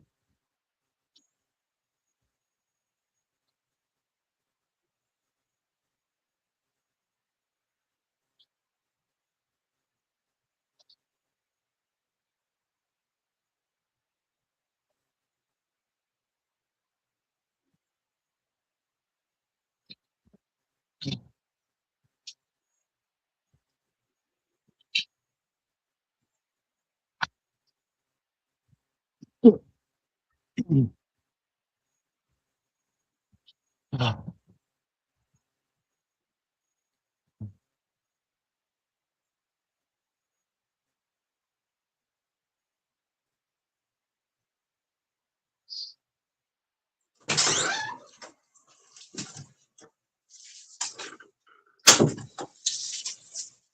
I got that dude Doors scared, man.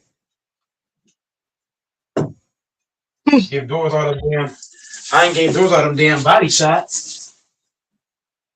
Doors don't know what to do. Straight body, man. I invited Doors ass up, man. Give him them body shots.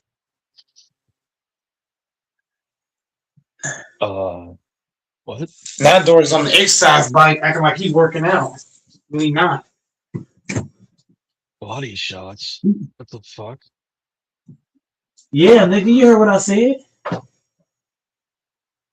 Do I gotta say it again? I was giving you them body shots.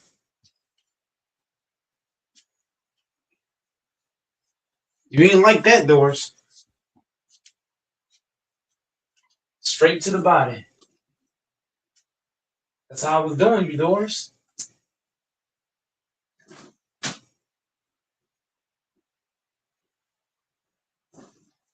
Doors ain't used to them body shots. You give a nigga body shots like Doors, he start backing down. Doors, you on the exercise bike for real? I'm just off of it. I was. That gets your heart up. Holy shit. You really on the exercise bike, nigga? Yes. You that old? I like to see you get your ass on there. That shit easy.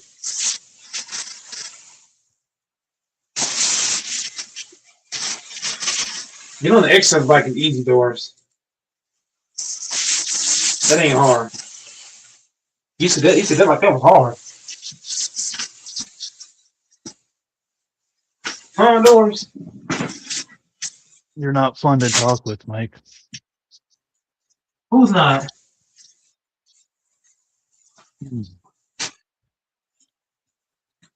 Where's Tyler? Who's not fun to talk to, Doors?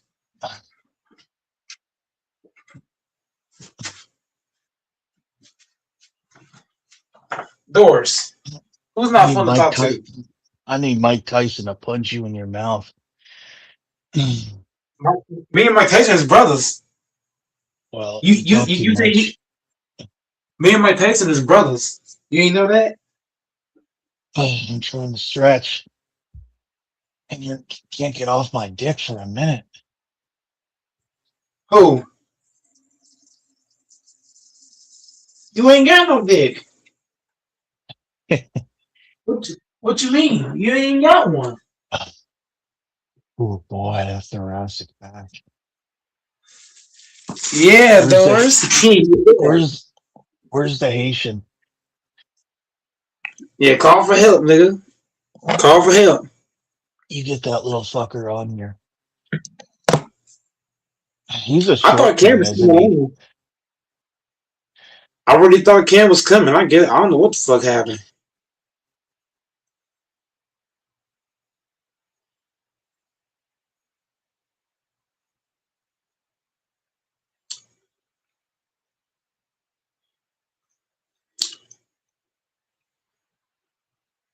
Who you got in the pick? HC picks or Cam?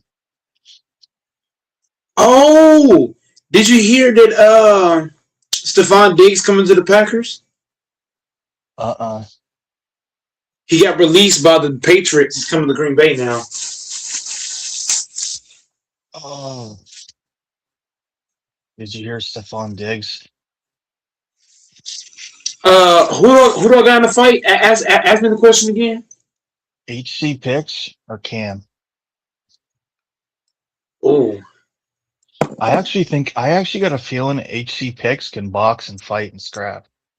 I got a feeling that HC picks, maybe he's a more average height guy, and there's nothing wrong. I'm not saying there's anything wrong with average height people. Plenty of them could beat my ass. I'm not trying to say it's a superiority thing, but I'm saying, in fact, there's plenty of times I wish I'd be very satisfied being average height, but HC picks probably strikes me as a guy that's between just from when I saw him sitting, his stature, the size of his limbs and stuff. I think he was just seated. But he strikes me as a guy between maybe 5'6" and 5'9". I'd put him at let's put him at 5'8", 5'9". no, he's shorter than that. You think I've so? seen HC. I've seen him standing up. That nigga's short. You think 5'6"? He about the base height. Him and the base like same height. 5'6", 5'7". But the Bates is huge. He's 210. Pretty. No. We're not talking about weight. No, I'm not talking about. Yeah. Okay. I got you. So he's about 5'6". Cam's not only was in the military, but he's about 5'11", 6 foot, probably. And a little younger. Cam looks short. I saw Cam with his camera on. He was walking. He just had his camera on last spring. He's walking across the room with his camera on. Yeah, just last spring. He has camera on. He walked across the room. He don't look tall. He looked like he I would give him 5'9", 1, because he's really skinny. I'm gonna say 5'9", 110. You don't think he's at least 6 foot? No. I just told you he had his camera on. He's walking across the room just last stream. He's not tall. He's super skinny. Sometimes he's not a big guy. He's not a tall guy. I don't know. He's got that profile photo of him in his dress uniform, or I don't know the names of different uniforms for different parts of what you're doing, but in one of the types of uniforms that they have, he's got a photo in front of a window, and he looks pretty fucking at least 6 foot. No, he ain't no 6 foot. I got a feeling both. I got a feeling, and I'm not, for anyone listening, I'm no by no means do I think I'm a badass, nor does anyone else. But I got a feeling they can both scrap. I think they can both scrap. Is my point. I wouldn't want to go up against any of them. There's actually nobody in this chat I would really want to be in an altercation with at all whatsoever, because everyone that comes in this room is kind of a scrappy person that would fight for their dog bone. I think. I don't think there's any pushovers in here. I think you got a room of scrappy people that, some may be pit bulls, some may just be mean fucking dogs, but maybe some are pretty little dogs, but they're still gonna bite your ass, and growl them and bare their teeth.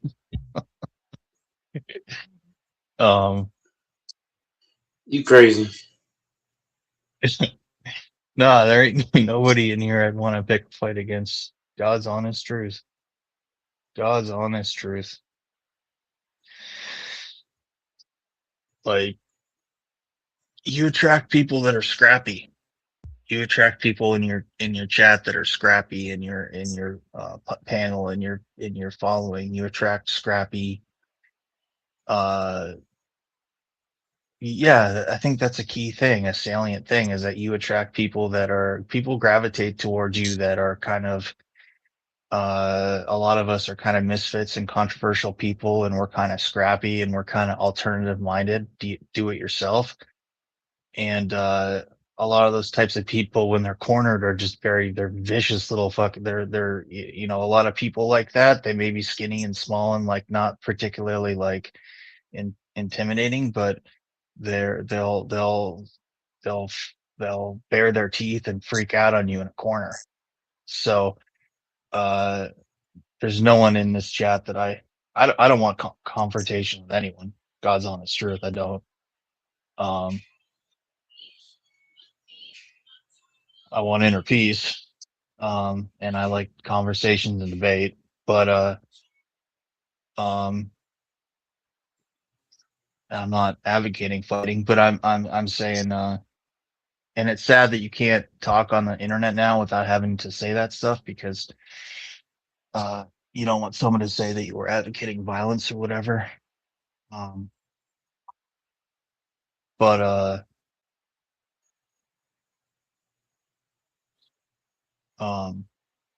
I don't even know where I was going. I'm fucking tired. But at the end of the day, I don't even really care about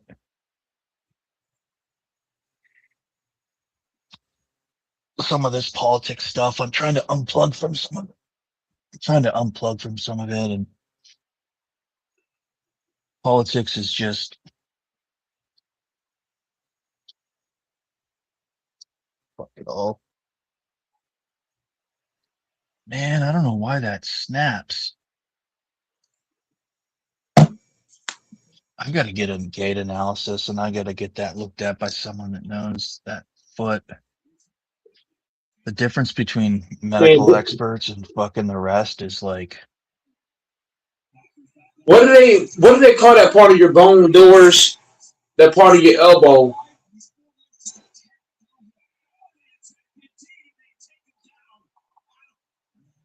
are you talking about the funny bone? I had so the reason why I bring this up, Doors, I was at work yesterday, right? I fell. I was pushing this pallet, and I missed time to step, and I fell hard on my elbow.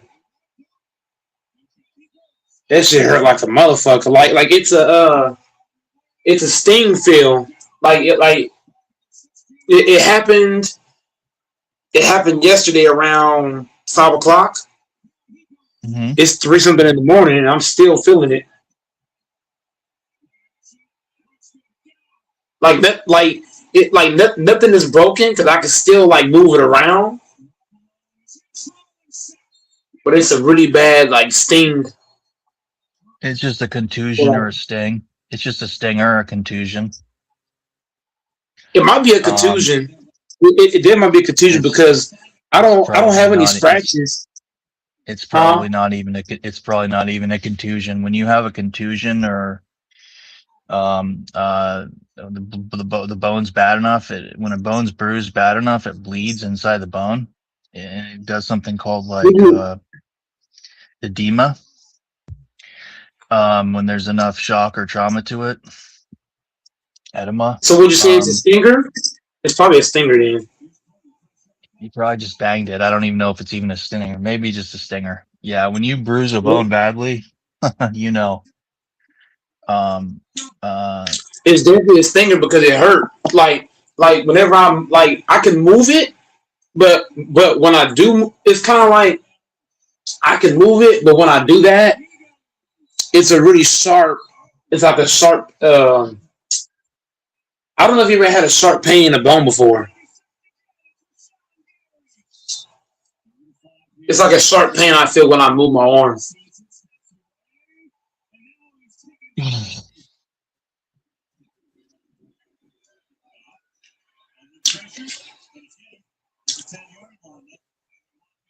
I'm doing like this yoga pose. And you know, it's so Imagine silly, but it's cobra. Good for back thoracic extension. What were you gonna say? No. I was just saying if I didn't work out as much as I did, man, most people if they had felt the way I feel, because the way I feel, it wasn't a regular fall. Like I fell hard, really hard. A lot of people would have been broken.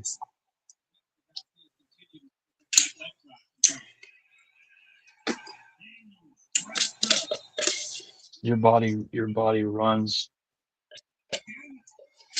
a lot more rugged than others. Oh yeah, because the way that I fell doors, it was like a big old thud.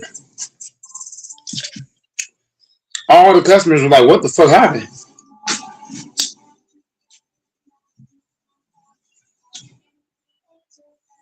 I fell hard as hell. Oh boy. I'm tough though. I'll be fine.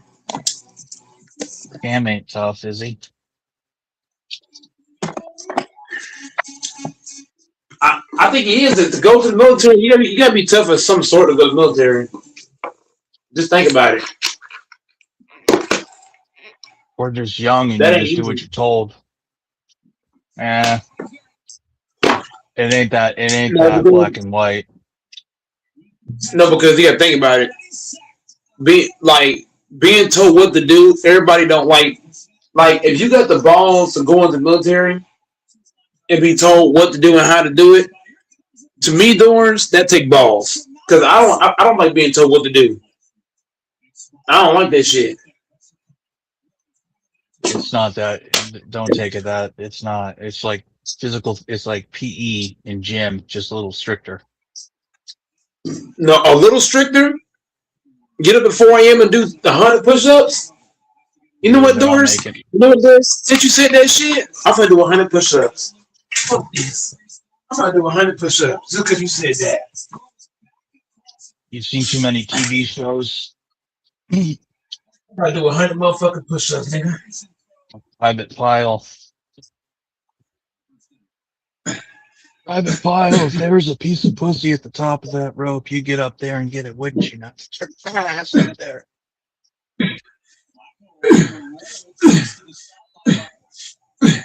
Private Pile, the best part of you rolled down the crack of your mom's ass. That was such a vulgar script. Oh my god. Like, who thinks of saying that? Like, the best part of you ran down the crack of your mama's ass. It's like, that's just a vulgar person that took the time to think about that. I would never think to say something like that, but I mean, that's like so crude.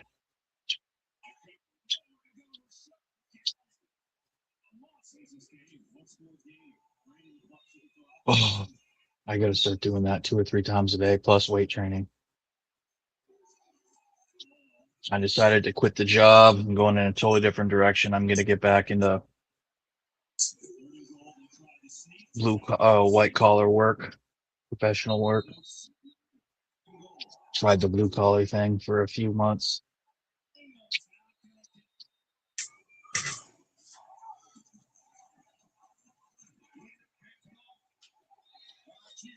Man, Dory, I just did 100 push-ups talking to your ass. I'm gonna make me a lot of money. Hey, Doris, man, what other hosts do you know is doing push-ups at 3 something in the morning? I got $45,000 in silver right now. I think silver's gonna run. I only got 10,000 in oil, 12,000, but it's on a really speculative play that I think will really run because this basically oil's gonna totally dramatically change in just 3 or 4 days, like by Wednesday, because they've totally shut down the Strait of Hormuz. It's gonna hit a real choke point. So if you think prices and talk, nothing's happened with oil. Nobody knows what they're talking about. It's only a week into this and they just shut shit, like it's escalated. So it's like, there's nothing going through the Strait of Hormuz right now. And that's not going to change today or tomorrow or the next. Like they're hitting oil infrastructure in Iran. Now, I think the largest purchaser of Iranian crude is China. And it would probably be Russia. After that, I'm just totally guessing. I know they had some relationships with Venezuela. Venezuela would say, hey, didn't have the proper refineries. So they'd send them a couple tankers and say, okay, we'll let you keep some of this if you refine it. And you send us back the rest. As asinine as that sounds, because Venezuela couldn't refine their own oil or a certain percentage of it. Only certain refineries can refine certain types of oil from certain parts of the world. Doris is rich, Like y'all. Good picture. You rich. No, like the Brent crude, the West Texas Intermediate, the stuff from Venezuela, the Saudi shit, the Iranian shit. But I'm certainly not rich. But if silver goes back up to 110. See, I got out of oil. Wait, I probably made. Every Monday, you can chase the pump until your I skin probably feels made about. to the bar, but you still hate how your chest looks in a t-shirt. You look at I gotta add it all up. But this last how long is the week? Just over a week, like 10 days. The war. I probably it feels like you're building a muscular house on a made close to 6, 7, 8,000, 7,000. But it should have been 25,000. So it's a fucking joke. I got scared and got out of place super early before they ran Monday and Tuesday. Like I got scaredy cat, and was safe and got out of them pre-market and stuff. And even Friday, and then I had issues with my brokerage and they wouldn't let me day trade because they said I exceeded my day trade buying power, even though I don't know, even though I have a, most men fail. even if you have a lot of money in your brokerage account, if you relative to that amount, if you trade too much, especially when you're selling 50,000 here, buying 50,000 there, just throwing those amounts around in day trades, if you do too much in a single day, they don't let you do it. And they didn't give me a warning. Usually they give you a warning saying you can't, if you do this, you're going to get a call to fill that, to deposit that. And if you don't deposit it, we're going to suspend your day trades for 90 days. They did. Softness, general fat loss. Layer 1 is the soft outer layer. There's no separation between the pectorals. No visible collarbone Pause that shit structure. for a minute. It obscures the armpit and shoulder.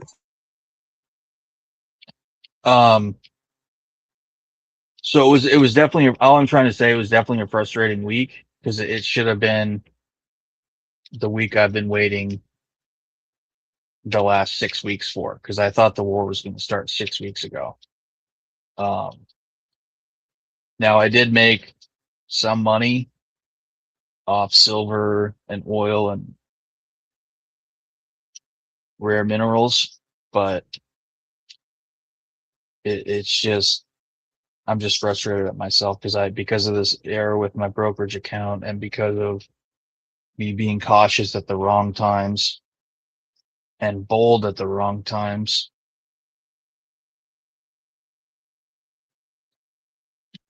Like I got out of a trade Monday Eastern time at 8 a.m., 8:03, and had I just stayed in it 7 more minutes, I would have made $4,000 more. Instead of 600, I would have made 4,600. I was like, Jesus Christ. Then I punt away all that money sports betting. It wasn't. That's what I'm talking. But anyways, if that oil play and this, see, the problem is too much of my account is leveraged in software, and software sold off heavy, and I was in it when it sold off, and I held it, and that's what's really hurting a lot of my account. Software is not the stuff to be in right now.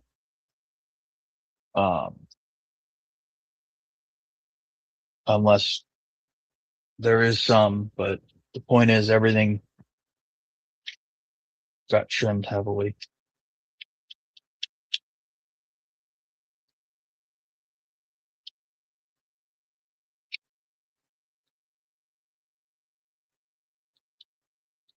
Like there's so many stocks right now that are just a screaming buy, like IBM, Oracle.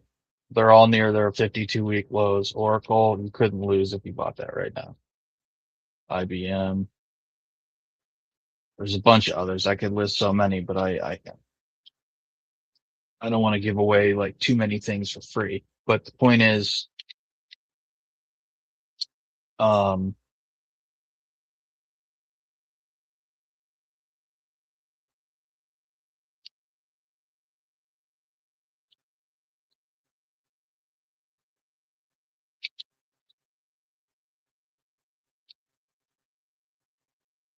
I'm trying to say, Mike, is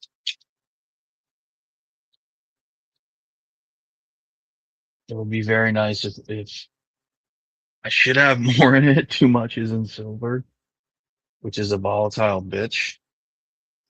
I guess any commodities is, but It is the math of the mission. I'm still here listening. all I'm saying is if my plays do well next week, I'll throw you some a donation. It's that's why I'm talking about this. It's not to gloat. It's just to say, well, because I find it fun and interesting to talk about this stuff. It's not to gloat. It's not to because I masquerade as any type of expert. It's because it's fun.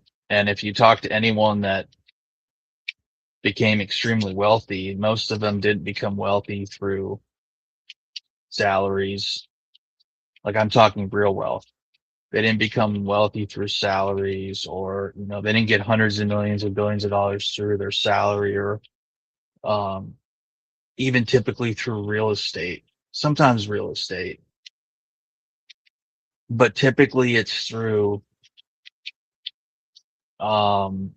stocks because of inflation, because of how the dollar inflates. You could, bury money from the 1930s and it's worth 100th of what it is now. But if someone had invested that in AT&T or Bell or whatever it was called at that time, or real estate, it would be the exact opposite.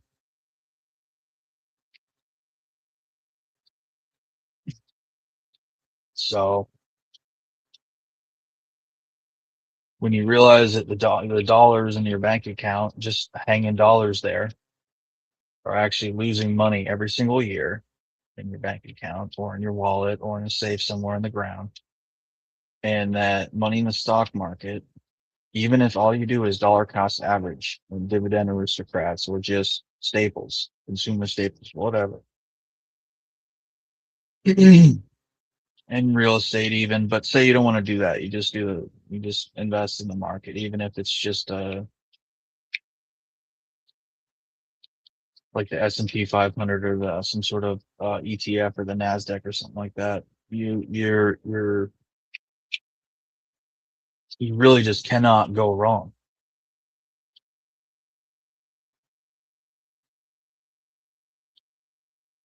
But that's how these people get the level of money they got. Like Charles Barkley or Magic Johnson, these people, those people aren't good examples, the people we talk about, because so much of it is tied to franchises and sports and massive salaries and marketing and promotions. So those are horrible examples. And that's a needle in the haystack for the world population. But most of the people that you and I see on a daily basis, that you driving by and they're rich as fuck, and just the dividends that they live off of are more than 10 years of our salary. It all comes from stocks,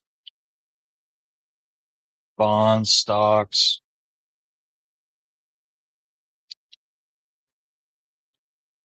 Now, sure, some people can make money off gold and silver, but I guess there's no but. Now, if you're going to make money off gold and silver, just be aware, like, at the end of the day, you really want to physically have it in your hand.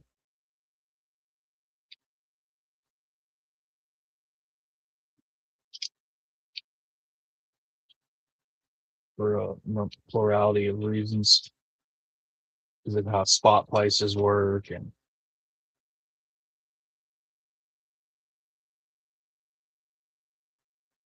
it doesn't matter. I mean, if the sale goes through, like I'm trading ticker SLV. Now that's fine for what I'm doing short term, but it doesn't actually mean anything.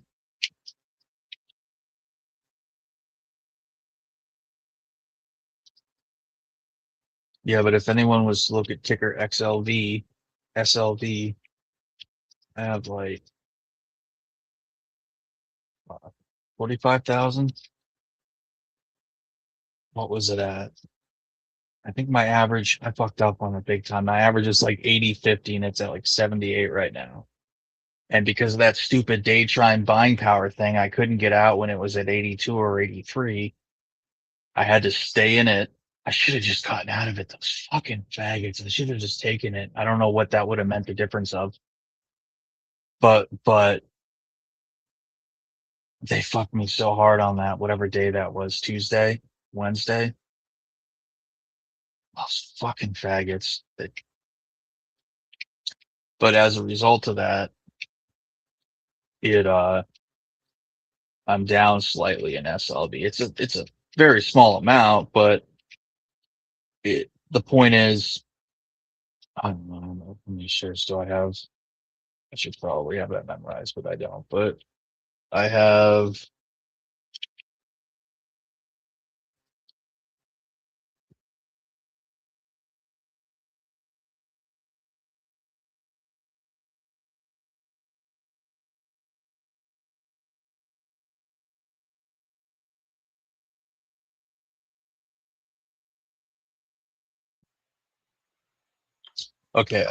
I have 550 shares of SLV. My average is 80.80. The current price is 76.47 as of 8 p.m. on Friday, and it'll open up again at 8 p.m. Eastern for 24-hour trading on Sunday. So in and where am I going with this? So I'm down like 6%. I'm holding an unrealized loss of 2,400.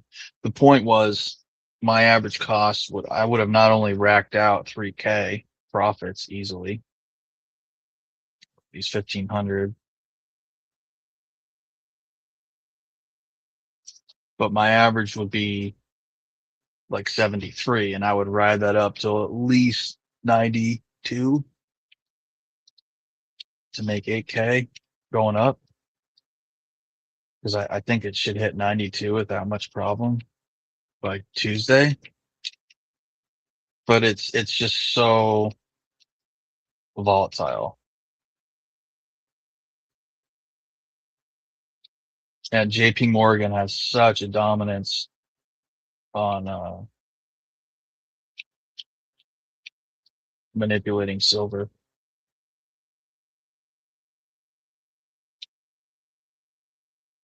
But silver is a fascinating one because not only does it have a lot of properties and uses, but it's also like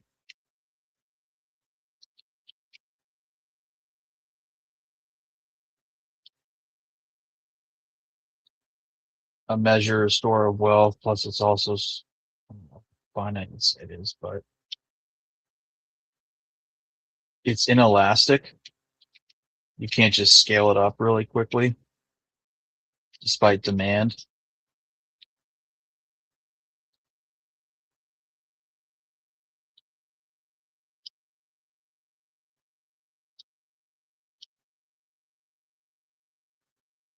So it can very easily be manipulated. But what's the value of gold? Like, okay, well, it's a measure of wealth, but what uses does it have? Well, there's a few very small, couple of them, but it's not. I mean, it looks cool. It's a store of wealth, and there's a few uses for it. I can't remember what they particular are, but certain things people will use it. But with silver, it is used in fucking everything. As like, what is it? A conductor of power, um, in lithium batteries, it's used in so many different things. And there's all these other byproducts. Unless it's near the surface, you don't just find silver. When you mine it, or the earth where it is, you get other stuff too as a byproduct of it, or as mining for it. Copper, tin, and there's one other thing. What the fuck's it called?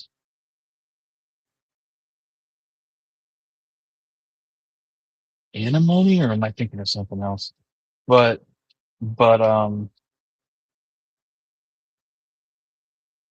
so silver is honestly a fascinating thing, and it's a fascinating market. But the uses for silver are basically like in the real world and use cases, and what people use it for on a daily basis is basically like it's extraordinarily important and vital.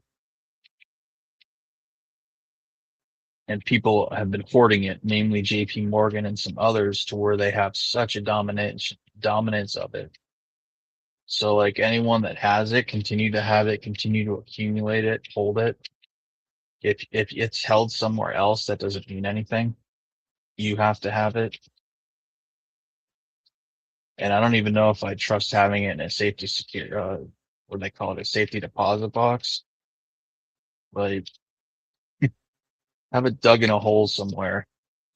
Nobody knows you know about. Because whatever the actual real world trading price is of silver at that time, you can get 50, 60 bucks above that if there's a run or a demand on it, like what happened recently. Because you actually have the physical thing in your hand versus the spot price.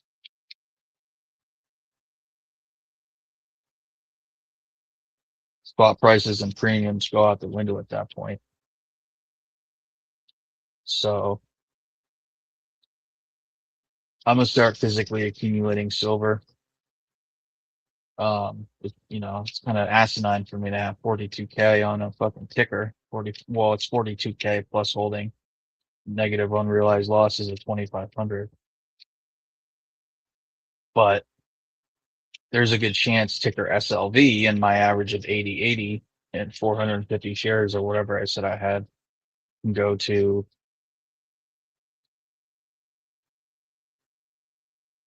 even 100 plus by the end of this month. And by no means is it get rich money or is it rich money or anything close to that, but it's a good couple of bucks.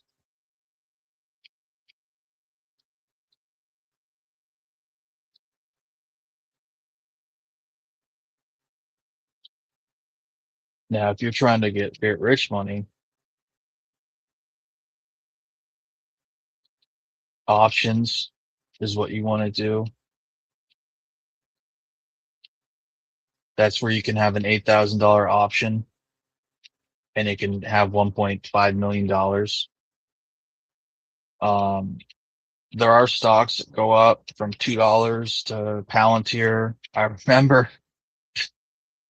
I remember the guy who was one of the biggest shills of it when it was $5, $7, $8 in 2021 and stuff. And Tom Nash on YouTube, that little Eastern European Jew. And I remember seeing him shill it, and everyone was making fun of him when it was crashing because it had gone to like 30 and then it was down to 5, and everyone was putting everything all in on it. And then they got these huge government contracts, and I think it was up to almost $200 something. So when you get stocks like that go up, 40x, and there's been quite a bit of them in the last year or two between quantum computing, data centers, drone companies like defense. Like there's been so many of them. I don't know if I'd say that's, you're not, it's not like necessarily, I mean, yeah, $40 on your money is pretty fucking amazing. But if you didn't have a couple of bucks to put in the first place, I mean, it depends what your idea of getting rich money is. But I mean, the point is with stocks, typically it's going to take time. Although sometimes there's exponential growth, like this cases I just named, and like obviously Nvidia, if you got in it in 2015 or something and put 10K in it, it makes me sick to my stomach. You'd have like $1.8 million right now.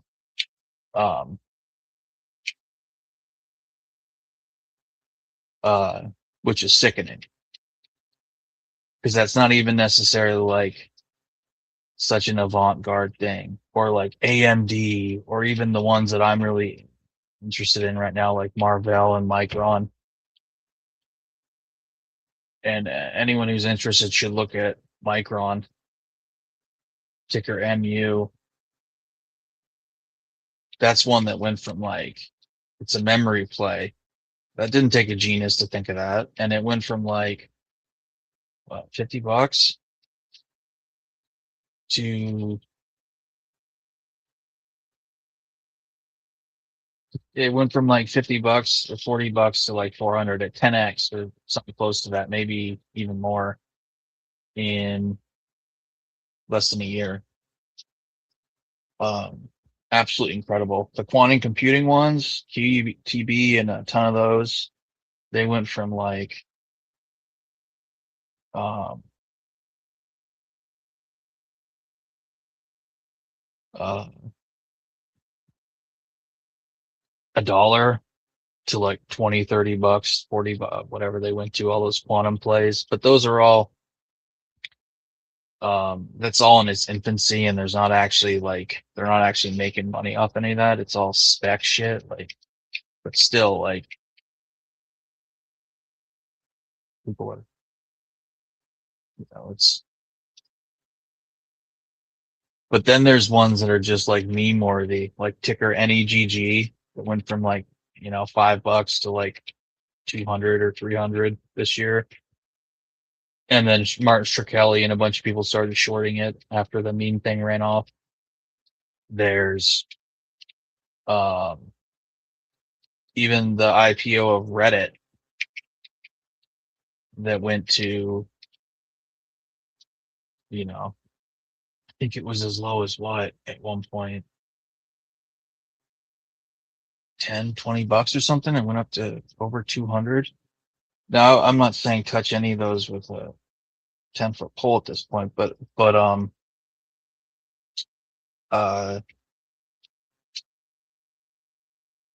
and I even think, even though it's on its way down, I wouldn't touch Micron, and a lot of people smarter than me would disagree, but I wouldn't touch. I would much rather touch Marvell than Micron.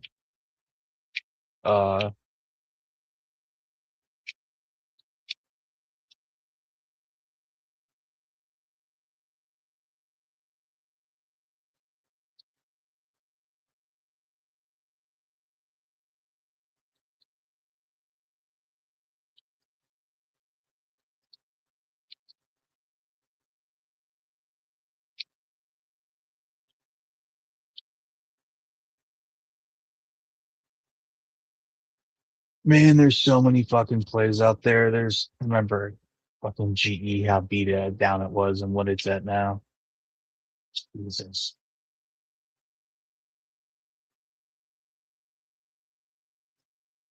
I had a buddy that worked there in 2018 that was trying to get me a job there. And they got stocks as a part of their employee program, a discount stock program. And I think even stock vestments. But what a steal. The 2018 GE versus now. Doors. Salute to the panel. Salute to the host. The return of Jason Tatum doors. What is your take on it? I'm debating putting $500 down tomorrow on the Celtics Cavs game. I got to look at the injury report, but if the Celtics are healthy, I'm gonna put $500 down. That's how good I feel about it. I think they're gonna lose it because Jason Tatum ain't playing 30 minutes. If he played 30 minutes, he probably on 20-minute restriction. So no. What did he play again? Didn't he play 28 minutes or something against the? Did he just play the Mavs? Although they suck. He would have had 17 points. He had an easy lob. He missed it. Brown had an easy he did? lob. Yeah. Tatum would have had 17 points. Yeah. So that's pretty good. Pretty good, man. He just got to get his legs under him. Like as far as being able to be mobile and jump and all the things you would worry about somebody coming back off that injury. No, I'm not worried about none of those things. The only thing you worry about is him being injured. Outside of that, like how good he gonna be, him fitting into the team, he fit just fine. Is it enough for them to win a title? No. Is it enough for them to win the East? Probably. I don't think you can say the title thing anymore with how easy guys are getting injured, bro. Like someone big could go down in the finals. It's going down all the time now. Like stars are going down. All we need is SGA to get hurt. Or that fucking little weirdo. What's that guy's name? The skinny freak on the center, the skinny child molester looking guy on the Chet. I want to strangle him. I don't like how he looks. If Chet Holmgren or Wemby is healthy, ain't nobody coming out the East as the winner. Forget it. But if Chet goes down or Wemby goes down, those teams are, even though they still have stars, well, not so much the Spurs, but even though the I don't know basketball like you guys do, but OKC has such a dominant roster top to bottom, like it's so stacked. But like Chet isn't as good as Wemby, but Chet is like, because that team's so good, they need him. But still, I'm not explaining well, but my point is, like, if Chet goes down and the Celtics are playing say Chet goes down in the series against the Spurs and somehow the Thunder still win. Y'all can outshoot people, even if they have their best. Them two guys, if Brown and Tatum get hot on both sides of the ball, it could be over for anybody because they already been there, done that. So, they got the experience. They got that, and they just, they're really good. So, and the team, I think, is better all around. I think at point guard, they took a step back, but he's better all around. You don't think Pritchard's made some progress? A little bit, but I think they took a step back at point guard. With losing Holiday? Yeah. but he's not the player he was 2 years ago. I know, I'm just but the saying. player that he was a good fit for It the team. But they good it though. don't matter. It don't matter. They took a step back at point guard, and then they're not as good at center as they were, and they're big guys. Because who's their Yeah, center right now? No, nobody. Quetta, right? I think they're just as good defensively overall at center, and then they good rebounding. They got two good rebounders, and I think they better overall at the wing position. They got a few more guys at the wing position. So you Who are know, your good rebounders? You'd say Pritchard's doing Kata pretty and good. Tatum. Who are the good rebounders? Tatum, Kata and Tatum. Tatum, and Barlow. Okay. They got way more good rebounders than that. You They only got need they got three. they got Two they in the got starting Kate. lineup, one coming off the bench. Look That's all you look need. look The rest of the look guys gonna look rebound too. look check me out debates. They got Kata, they got Vucevic, they got Garza, they got Jason Tatum, they got Jalen Brown, they got Derek White, they got Hugo Gonzalez. All them boys can rebound, bro. I'm telling you. Yeah, Vooch, I ain't even put him in there because he's injured. Yeah, like them. But he ain't done. He'll be back. He'll be back in the He'll be playoffs. back in a month. He only gone for a month. Yeah, he Yeah, ain't so once going they get him nowhere. back, they're gonna be pretty well rounded.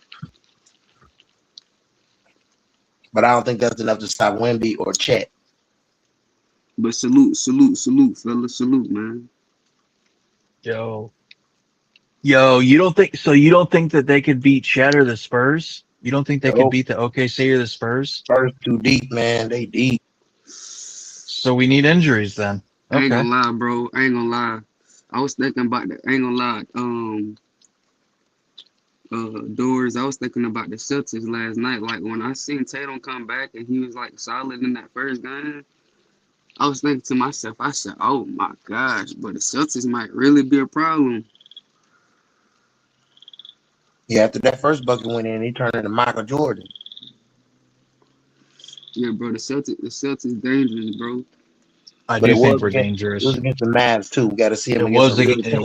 it was against the Mavs and We're it gonna was see him at against a home. real team with Damn. some real defenders. We ain't seen nobody that's a real defender on him. We gonna see. But he dunked it and Well, everything. Though. Like he well, all right. here's He here's Chill. good. The here's Celtics, here's the here's Celtics nasty, bro. here's what you got. We're gonna play the Spurs and the Thunder in just a couple of days, and we're playing the Thunder twice. So we got a ton of tough games ahead of us, and a couple of those games are away, like a West Coast tour.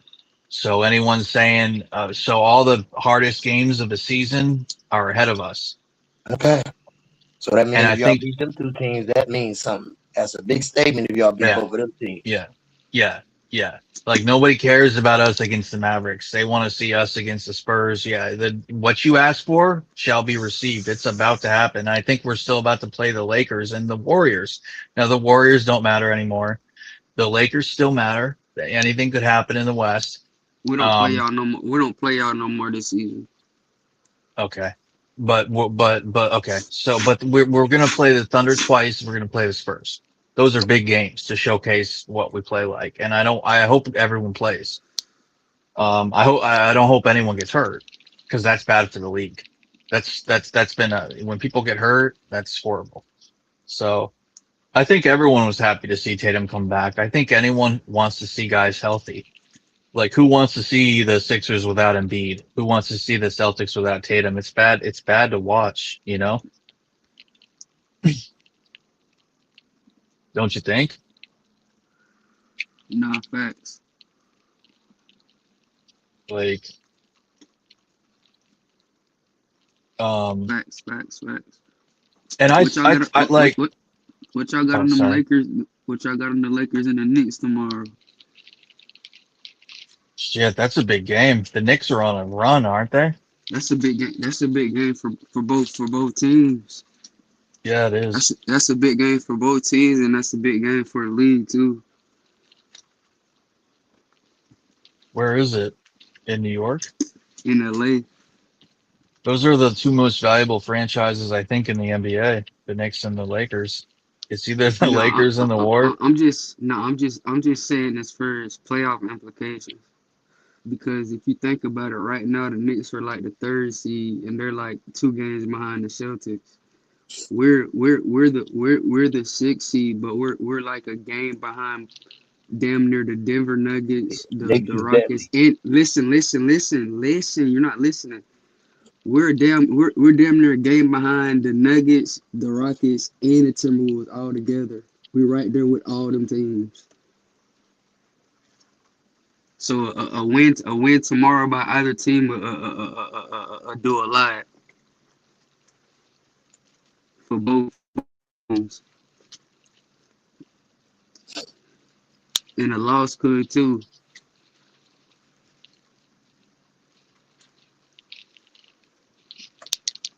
Yeah, Do the you think West is that? close. Do you think if you were gonna say the odds on like people that Cause you gotta think about it, Doris. The Rockets play the Spurs tomorrow no after they shit. after they just lost to the Warriors. The Nuggets just got the brakes bit off them by the Knicks. The Timberwolves just got the dog shit beat out of them by Orlando. So like, what we really talking about? You feel what I'm saying? We right there, bro. I was just talking about this shit the other night.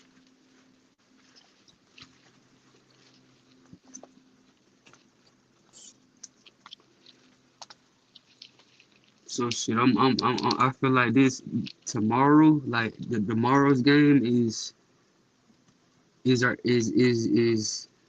ain't gonna lie, bro. People don't understand how important tomorrow game is, bro. And the Lakers are number 5th in the seeding,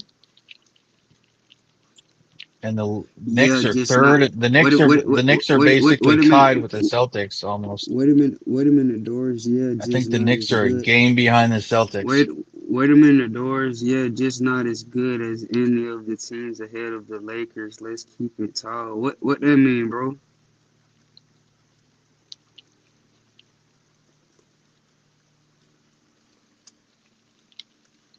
That there's a big space between you and the number one, you're saying, in terms of talent? We're not talking about the number 1 or 2. We talking about 3, 4, 5, 6, and 7. Ain't 1 and 2 in the West, and one and 2 in the West, and 1 in the East. They all in their own space. We're not even worried about them right now. We're talking Okay. about three. We're talking about 3, 4, 5, 6, and 7 in the West, and we're also talking about 2, 2 and 3, 3. 2, 3, 2, 3, and 4. Basically 2, 3, and 4 in the East. Yeah, but do you really think that, Basically, in do you really think the Pistons listen, are in their own world? They're only 45 win yes, team, or I 46, do, whatever it is. They're not that I far ahead of do. us. But I'm saying, They I have a soft said, schedule. Okay, okay.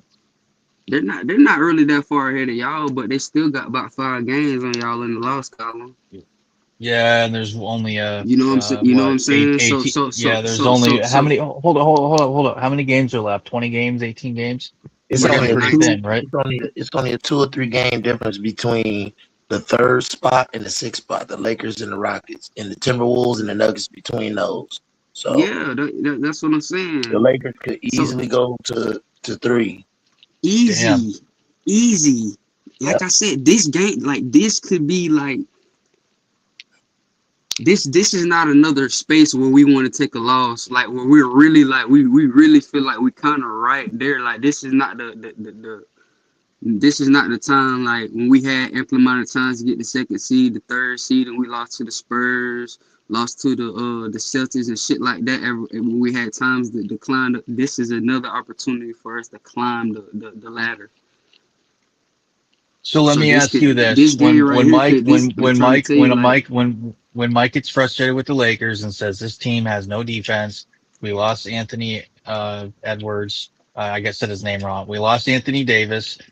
Um, we got Luca, who's a one-way player, can only play can't nah play any nah nah defense. When he's nah not on we the ball, he's liability. Can nah your nah team we compete with nah the listen defense as it is?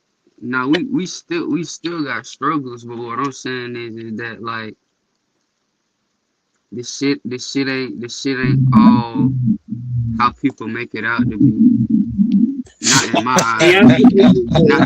Not in my eyes. Jackson Hayes is hurt. Let's start adding the facts in here. Marcus Smart is playing through a really bad finger injury, and he's still gonna play, but all it's gonna take is him to get hit wrong at the wrong time. He out for the year. DeAndre Ayton, he's out. LeBron James, he's been playing through really bad foot soreness, which impacts your ability to move on the court. Luka Doncic, he's playing through some injuries as well. He's been playing. I'm gonna be real with you, Mike. The only 3 people I seen on the injury report was LeBron, Ayton, and Cleveland. They said all 3 of those was a game time decision for tomorrow's game. So I ain't see nobody else on the injury report. Guys are playing hurt. Did you not get that part? What I'm saying? Shit, everybody playing hurt. It's that time. Yeah, You gotta lock it in. What are the Lakers rank in defense? Lakers are ranked at the bottom in defense, on top of being hurt. And we're supposed to have faith in this. So you mean to tell me this team has been struggling on defense all year and they're still in the mix? So you mean to tell me that they haven't played their best defense and they still in the mix? That's as of scary, right now, bro. I ain't gonna lie, bro. That's kind of scary, bro. As of right now, if the Lakers make the playoffs right now, the only team that we can beat, and I'm willing to bet 400, 500, 1,000, 2,000, whatever you want. The only team we can beat, currently as it sits, is the Rockets. We're not beating the Spurs. How could you say the Rockets is the wait a minute? How could you say the Rockets is the only? We haven't beat the Rockets all season. So what? How did you? Where you get that from? No. I'm letting him talk, bro. I'm saying. How is the Rockets the only team you feel we can beat when we haven't even beaten them all year? Because I'm gonna tell you how. I'm gonna tell you like this. What is his name? The Thompson kid. The Thompson kid is a terrible outside shooter. The Lakers don't gotta guard him. You can just sag off and make him have to do some crazy ass moves and get to the hole. Kevin Durant is really an iso ball player. He's not a ball handler. He's not gonna set you up and get you easy shots. You can really play him. That's what Amon Thompson and Sengun for. Bro,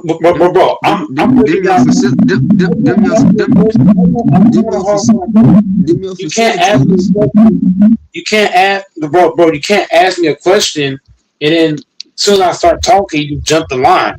So do you want me to not? I mean, damn. The point I'm making is I'm going from left to right. So I got to break one thing down at a time.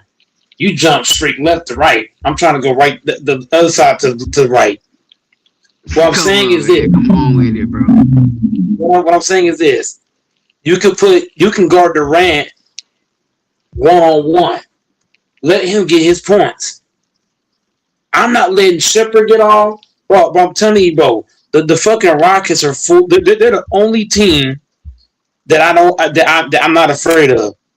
The Spurs, I'm afraid. I ain't afraid of none of their ass. I'm afraid of the Spurs. I'm gonna tell you why.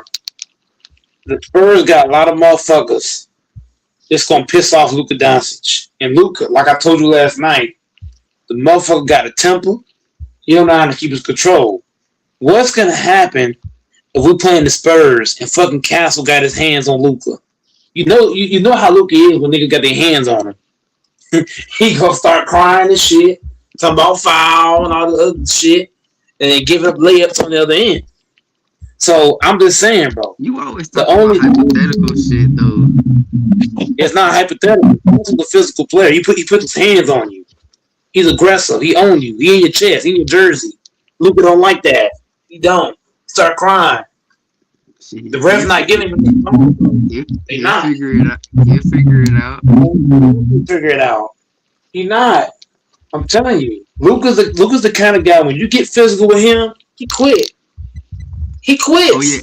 Hey, and also with you earlier, what you noting about Marcus Smart having that hand, also shooting the best. He's shooting the best he's been shooting since he's been a Laker. Right now, this stretch. We gonna see. We gonna see. We gonna see because he's been shooting that bitch 2 games. We gonna see. Cam, you're very optimistic about the Lakers. Correct, I'm optimistic because I know what's going on. Yeah. We've seen this too many times now. We've seen players look good in the regular season, and then once the playoffs come around, the Lakers forget how to play. They be forgetting how to play. Austin Reeves too.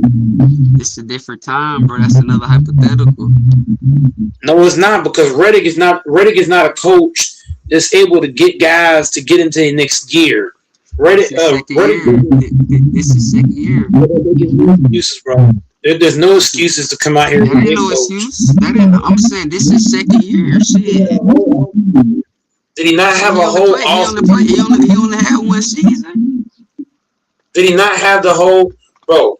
If it take you a bunch of time to get ready, you're not ready.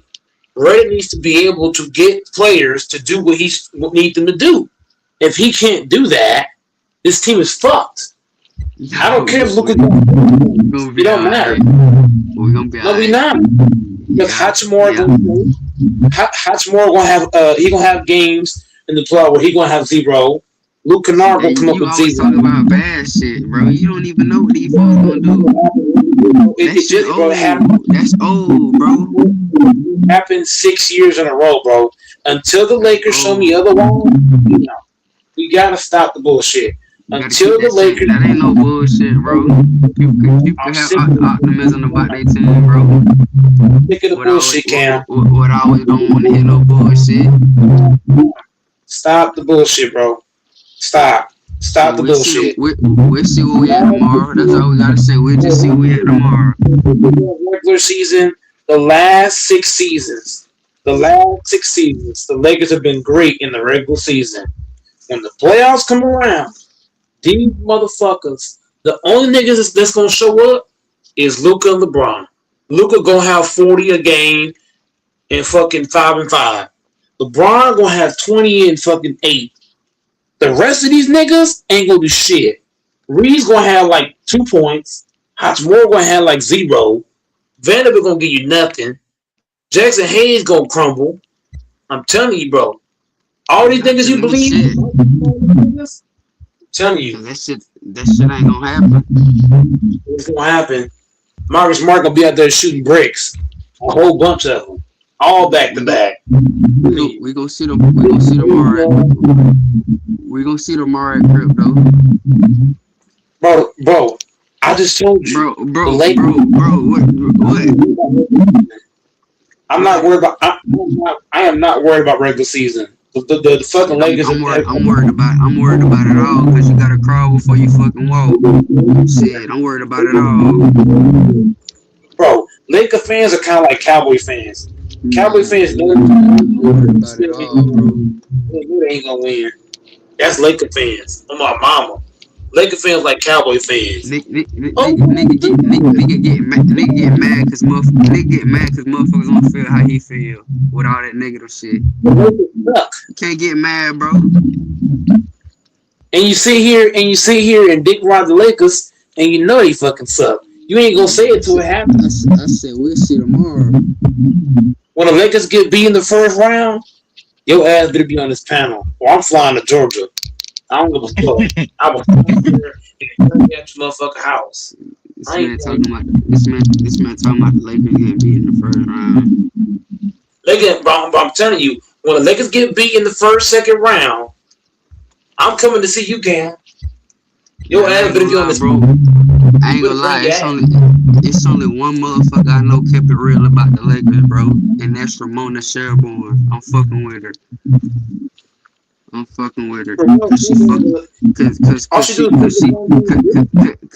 she about the only one fucking with us. Ain't nobody else fucking with us but her. So I'm fucking with her. Man, stop. Who are we talking about now? Ramona Shelburne. Who the hell All she is gonna do that? is something. You don't know who Ramona Shelburne is, bro? She been in the league for years. All she do is dick suck LeBron. She's been in the league? Is she a WNBA player? What are we talking about? No, bro. She an analyst. Oh. All Sorry, she do I is dick can't say I suck know who she LeBron. is. She loves LeBron. That's all it is. They all love him. All these analysts love LeBron. Shit.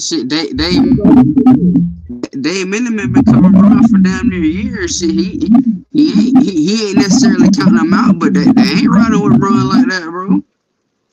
Yeah, they is Robert Braun. All these niggas No, Robert they not, Braun. bro. They not, bro. They done said who they riding with. They riding with no other. They riding with the other teams like the Timberwolves and the Thunder and the Spurs and shit, bro. They not riding with LeBron, bro. Bro, there are two fan bases. There are officially two fan bases I actually hate. I hate Laker fans, and I'm a Laker fan. I hate Cowboys fans. Celtics. Because You hate Celtics fans. Oh, no. Oh, yeah. Well, I ain't gonna say. Nigga want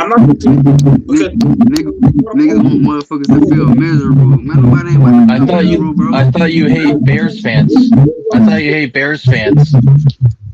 Here's why. No. I do hate Bears fans. But the reason why I'm not gonna put Celtics fans in the category because I don't hear Celtics fans talking like Laker fans. I just don't. How they talk? Delusional. How they talk? Lakers fans out here Lakers fans is being delusional. If a Boston fan say, "Oh, I feel like my team can win a championship," I actually believe Boston can. You the only one talk about championships, bro. Nobody never talk about that.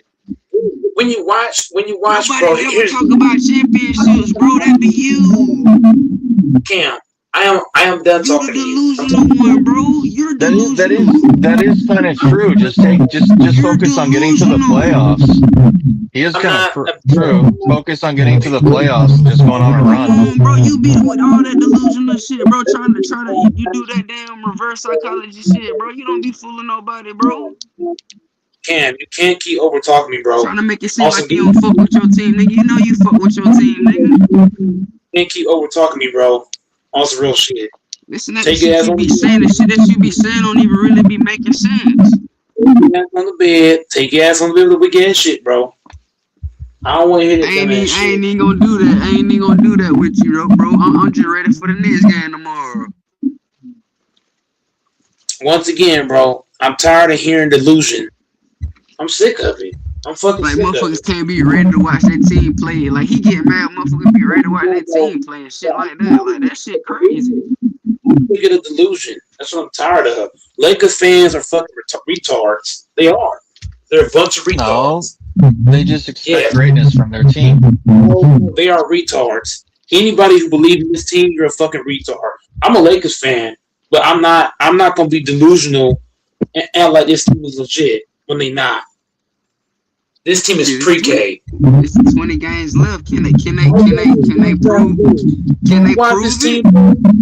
Bro, watching the Lakers, bro. Watching the Lakers to try to prove it, bro. Like, bro, you mean to tell me, bro? I gotta sit back and watch Luka dribble behind the back, 20 in and out behind the back. You don't gotta watch it. Don't talk to me, bro. Stage, I had enough, bro. I had enough. I'm sick of the bullshit. All the cutting off and shit. No doors. Gotta make the playoffs. No doors. I'm sick of it, bro. I'm sick of it. I'm tired of watching Luka take 40 fucking dribbles and then do a step back jumper with 4 steps backwards. I'm tired of seeing LeBron James driving to go fall down and can't get the fuck up. Reed's out here taking all these dribbles. But watching the Lakers is tough, bro. I ain't gonna lie. It's hard to watch them. The offense is terrible. A lot of ISO ball. The defense is garbage. Niggas ain't getting back. Niggas ain't committing to their man. Just terrible. I'm sick of watching this shit. I ain't doing all this tonight now because I ain't gonna be on it a bit long anyway. So don't be doing all that crazy shit. I don't care. Get out. I don't understand why he be doing all that crazy shit. Like motherfuckers just gonna be up here the whole time and shit. Oh my god, he did it back to back. Nigga don't even want to talk about his own damn team. Because you maybe you were being nobody don't make nothing, bro. It's within. It's you. Nobody don't make nothing, bro. Stop being delusional.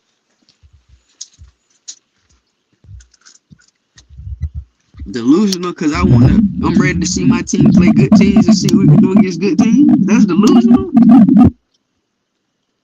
What the hell? That's crazy. Bro, I am sick of a Laker fans, bro. I'm sick of them. And I'm a Lakers fan. And I'm sick of these niggas. I can't stand Luka Doncic. I can't stand LeBron. You two bastards. One's black and one's white. Can't stand these bastards. You got one bastard fucking falling down. Imagine you having Luka and LeBron on your team and saying you can't stand them.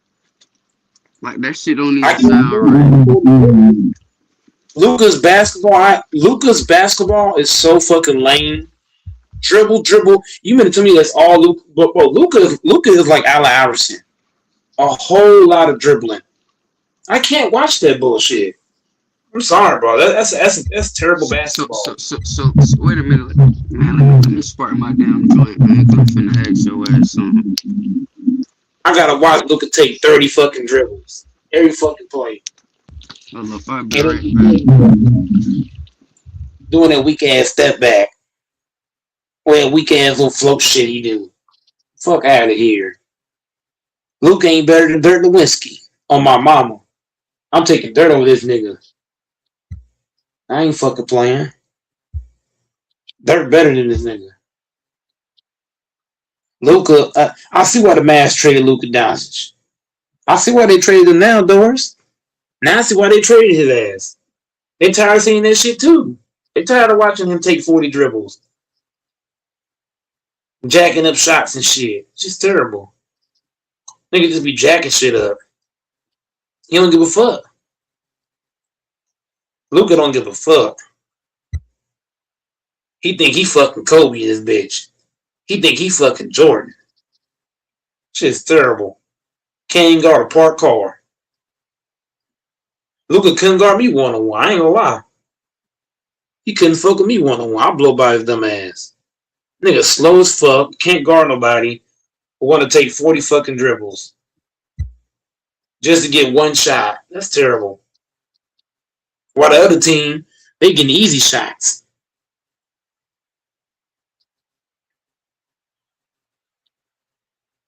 Now everybody want to be quiet. Debate sleep now. Yeah. Debate's probably sleeping. They're not asleep. They still here. Shit, motherfucker. Everybody was just fucking talking 30 minutes ago. Motherfuckers ain't just sleeping and all that shit that quick.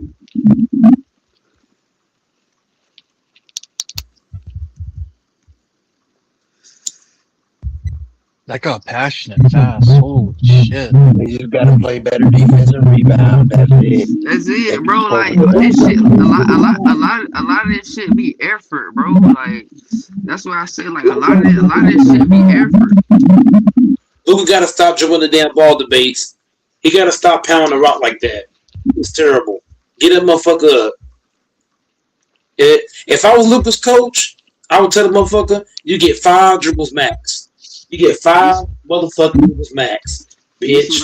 this what I was gonna ask you though. So if we go out there and beat the Knicks and then turn around and beat the Timberwolves, your stance still gonna be the same about the team?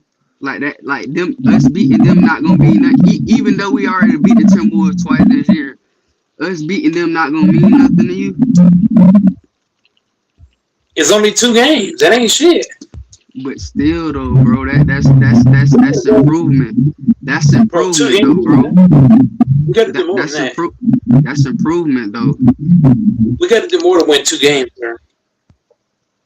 They're gonna have to win the rest of their games. They got to win the rest of the season. They got to go. How many games left?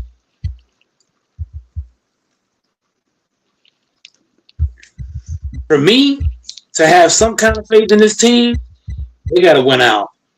They got to beat the Knicks, the T-Wolves, the Bulls, the Nuggets, the Rockets back to back, the Heat, the Magic, Pistons, Pacers, the Nets. They got to beat the That's true. They don't gotta do all that.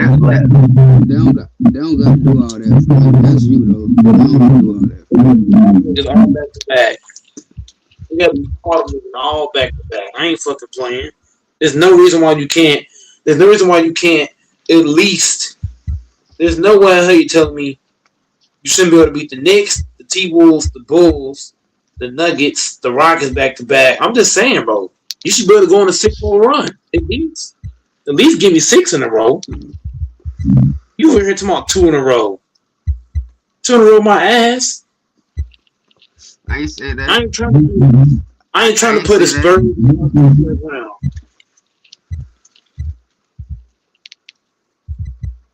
I'm telling you now, man. If you're the Lakers, bro, you need to win out. You need to win all these fucking games, all of them. No, they don't. All of them.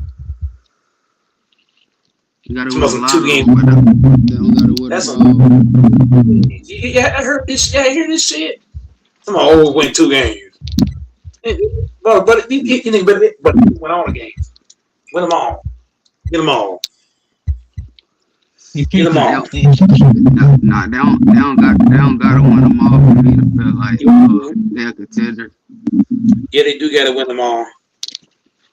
Every single one.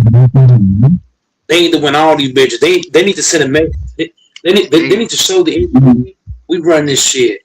Hey, Doors. We talk about delusion. That ain't delusion. When the Lakers last, hold on. Let's get this straight. When the Lakers won their last title, y'all know in 2020, when the Lakers won that title, do y'all know how many games they won in a row? Bro, Towards it back. Times have changed a lot since then, bro. You showing, bro, stop talking when I'm talking. I'm getting sick of that, bro. What I'm saying is with the Lakers. Bro. Talk some sense now. God damn, bro. I try not to keep people off the panel, but bro, I'm just sick of that, bro. I hate when dudes just cut me off, bro. I just don't like that, bro. What I'm saying is this: the last time the Lakers won a title, they went on a big win streak towards the back end of the season before they canceled and it went into the bubble. In 2010 and 09. When they won those rings, look at how many games they won in a row towards the back half. So I'm just saying, bro, the Lakers need to go on a run to show us Laker fans, hey, look, we're championship contenders. Because right now, all this win a game, lose a game, win 2 games, I don't like this shit. I want to see consistency over a span of games. At least give me some hope that we can play consistent ball. I'm just saying, because right now, you want to be winning 7 out of 10 games type shit.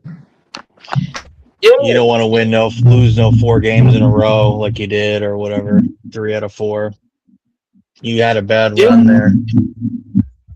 I want to have a good run because right now, if you look at the Lakers, man, bro, if I go to the Lakers' whole schedule, they win a game, 2 games, lose another game. The only thing I said was if they win these 2 games back to back, do that make you feel good, nigga? That's it, nigga. It's either yes or no. When I go to the Lakers' whole schedule, you beat the Clippers, you beat the Mavs, you beat the Bulls, you lose to the Cavs, you beat the Wizards, but then you lose to the Knicks, You beat the Nets, but then you beat the Sixers back to back. You beat the Warriors, then you turn around and lose to the Thunder and the Spurs back to back. You beat the Mavs, you beat the Clippers, but then you turn around and lose to Boston and the Magic. A whole different time in the season, bro. All that shit. Stop talking. You gotta stop talking. I'm talking, sir. I'm the host. You gotta stop speaking when I'm speaking. I'm going through these games for a reason. I'm sick of seeing the Lakers win a game, lose a game. Shit is lame. Win 2 games, lose 2 games. That's some bullshit. That ain't basketball. We need consistent play from this team. All this back and forth shit, I'm sick of it. Because what's gonna piss me off? Lakers win the next 2 games, but then you lose the next 3 after that. You're gonna look real dumb. You gotta win more than half of these games coming down the stretch, 18 of them. And that's side ass shit up. I have to win against teams that's over 500. Lakers ain't been winning against teams that's over 500. We got to win against teams that's over 500. You need to win these games, man. And they need to get a 5-game winning streak. That'll definitely put us 4th or 3rd down the stretch. A 5-game winning streak, because it's hard to do in the West. We do it down the stretch, definitely get 3rd or 4th in the West. Crazy thing is, bro, I wasn't even talking about nothing. I said the next 2 games, bro. I ain't talking about none of them games, bro. We gotta be here. Here's all the teams. I ain't never said the next 2 games and the other games that ain't important. They don't count. I ain't never said that, bro. Bro, you clearly hear me talking. You're still talking. Here's the game. Bro, once again, you're talking when the host is speaking. The fucking Lakers. Here's the games they have to win. To me, they have to win these games to give me some kind of belief. I'm getting to the schedule somehow, some way. I just had it in front of me. Damn. Did we not? They gotta. We didn't go over this the other night, bro. You only went over two fucking games. No, you didn't go over. We didn't go over this the other night, bro. No, we did not. We only went over a few games that we had to win. We didn't go over all. You have to be. Stop talking when I'm talking. I'm kicking you off for the night, bro. That's they cool, because the last time they did shit, I don't give a damn. Okay, bye. Yeah, that's it. I don't give a bye. That's it. Bye. Because I'm sick of that. The Lakers, I know there's the base still there. We have to beat the Knicks. We have to beat the T-Wolves. We have to beat the Nuggets. We beat the Rockets, both of those games. We got to beat the Pistons. We got to beat the Cavs. We got to beat the Thunder. We got the Thunder twice on our schedule. So we got to beat one. No, we got to get both of them because the Thunder beat us the first 2 games. Think about that. Last game, like you ain't said we gonna lose the damn game yet. No, but debates. Look at what I'm saying. Debates. We haven't. The Knicks beat us the first game. We got to be in this game. The T-Wolves. We're up 2-1 in the series right now, but we need to go ahead and beat them again to keep the leverage, because if they beat us, then we're tied 2-2. We could lose to the Bulls. We already beat Denver one time. They beat us one time. We're tied 1-1. No, I think it's 2-1. So if Denver beat us, then we tied 2-2. So if you're the Lakers, you want to keep the edge. Beat Denver. The Rockets, they beat us twice. You get what I'm saying, debates? So we got to beat them twice. The Magic beat us. They don't mean nothing. The Pistons, I thought we got to beat them just in case we got to see them in the final. We want to beat the Pistons just in case they get to all the way. The Cavaliers, they're a high caliber team. I thought we need to beat them and show them, hey, look, we ain't no scrubs over here. The Thunder, I just told you what debates. They beat us twice. We need to beat the Thunder twice. The last 2 games, we need to tie this shit up 2-2 to give ourselves some confidence against these teams. The Warriors, they out of there. The Suns, I ain't worried about them. Okay, so this is what we got coming up, though, Mike. We got the Rockets, March 16th. Well, hold on. March, okay, today, the Knicks. We need to win that. We need to win against Timberwolves. Should win against the Bulls. The Nuggets, I'm not sure what our standing is against them.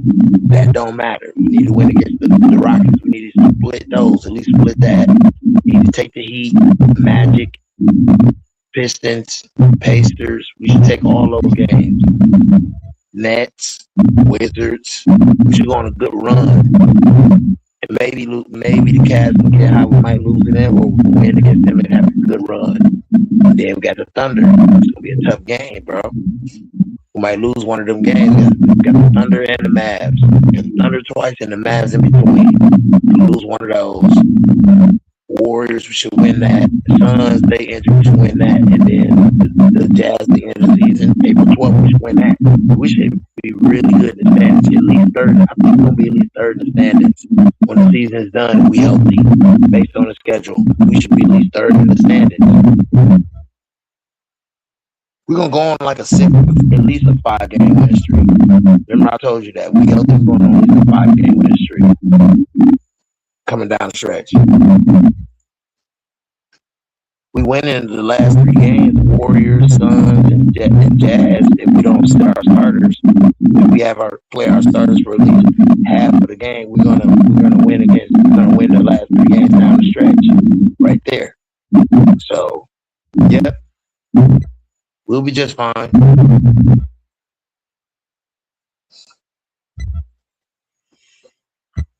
Yeah, but if we lose any of these teams, I feel like it's gonna kill the momentum, man. We gotta beat the teams that beat us. At least do that. At least we gonna win every game. We gotta be optimistic about it. Bro, we can't be optimistic when the Lakers suck. Okay, well, you can look at it like we're gonna win every game. I know I'm just based on the teams and whether we get home or not. Pretty much what I told you is going to happen. Might be a game or two off, but that's pretty much what's going to happen.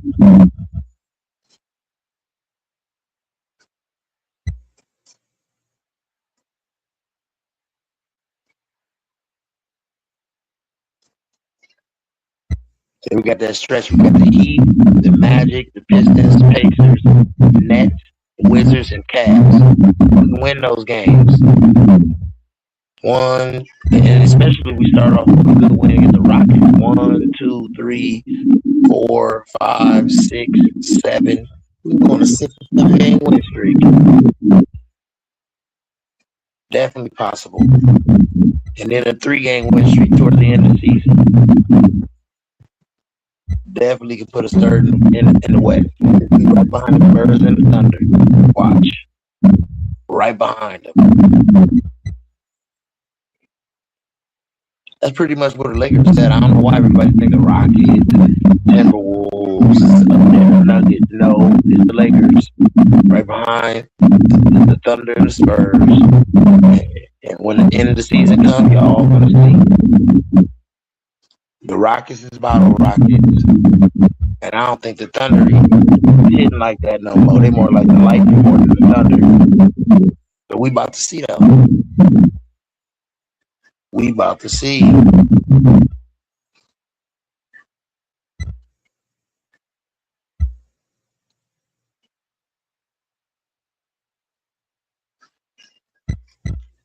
If you say so. I just don't believe what Cam is delusional, man. Cam over here talking like the Lakers is 2020 Lakers. Nowhere near that good, but still got a chance though. With some injuries, good matchups. Things can happen. We'll see. You know good and well the Lakers, the way they play offense, that's not gonna do nothing for this team. And they gotta figure out a way to move that ball better. It's too much ISO with Luka, man. Like he dribbling the ball way too much. Him and Reeves, Luka and Reeves is over. When they touch the ball just be stuck. That's not good basketball. LeBron might have to run the point. I ain't gonna lie to you. Luka need to get out to the damn ball If he want to take 30 shots, I'll live with 30 shots. But I don't need 30 dribbles to get them 30 shots. He might need to come off the ball and let LeBron bring it up, and he slide to the scoring position. Luka need to be strictly in the corner. So LeBron be the one set it up. He'll OT knock it down. Yeah, I'm just saying. shots. He was 14 for 25 against the Pacers. He's pretty good, man. 7 for 14 from downtown, 9 rebounds, 5 assists. But the base, what are you going to do? 32 minutes played. They play good. Though. And Jackson Hayes played. I didn't even look at that game. I got a chance to look at the highlights of that, but I knew we won. But 19. You're not going to win that debate. You're a LeBron James fan, right? When LeBron was winning championships, did you see LeBron James taking 30 dribbles to get a shot? Huh? You see Luke Kennard had 15 off that bench though, huh? Debates. I'm trying to get you to look at what I'm saying. When LeBron was winning his, he wasn't jacking up shots and dribbling the hell damn ball. When you watch Luka, he is a shot jacking machine and a dribble ball machine.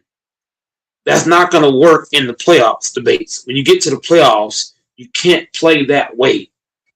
This style of ball he playing is only going to work in the regular season debates. You get what I'm saying? In the playoffs, we'll get exposed with all that shit. This team, the game gets more physical. So what's going to happen when Luka's trying to do 30 dribbles and Castle's in his fucking chest? What you going to do then? Cry to the referee? I'm just saying. You know how Luka is. Shot pretty good. 46% from downtown, 53% overall. Shot pretty good. Why he didn't do that last year? Why he didn't do it? The whole team shot. Yeah. Last game we just won. But the base, why last year? Can you explain it to me? Last year in the playoffs, why he couldn't do that in the playoffs? He wasn't in shape. He wasn't in shape. He wasn't on point. He's gonna be on point this time, though. Okay, so what's gonna happen this year when Luka's getting shut down and he's crying to the referee about foul calls? He's not getting the foul calls, and they score layups and other things. He had 3 steals and 2 blocks. You know that, right?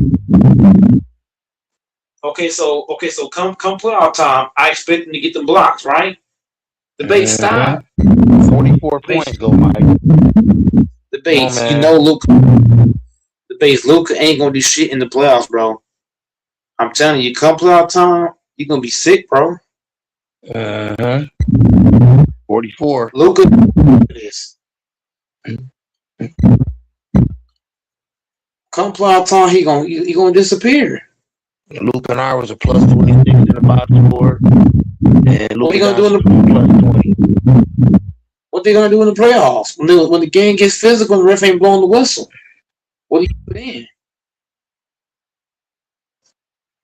Huh? How that gonna work? The base you're looking at right now. You're not looking at like when the playoffs start. Can Luke and Kennard do the same thing? They can. I'm telling you. Kennard gonna have 0 points. Watch. Couple of time, I'm telling you, the base, you're gonna be like, damn. Like you don't see it right now because you're a Lakers guy. You love LeBron. You know what I'm saying? I understand. I love LeBron too, but let's be real. We out rebounded him. Really good game, man. He had less assists, but we out rebounded him.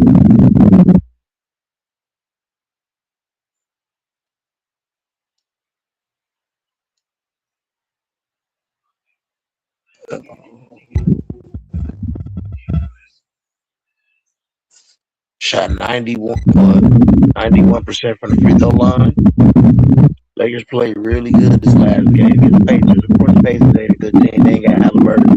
They ain't got no center, so not bragging or nothing.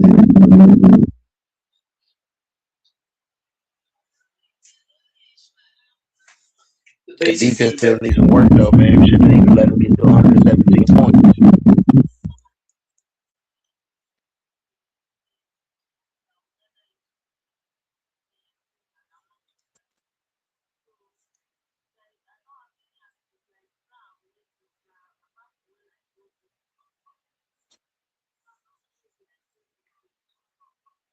Yeah, it's tough, man. It's gonna be tight. Going down the stretch in the West, 18 games left.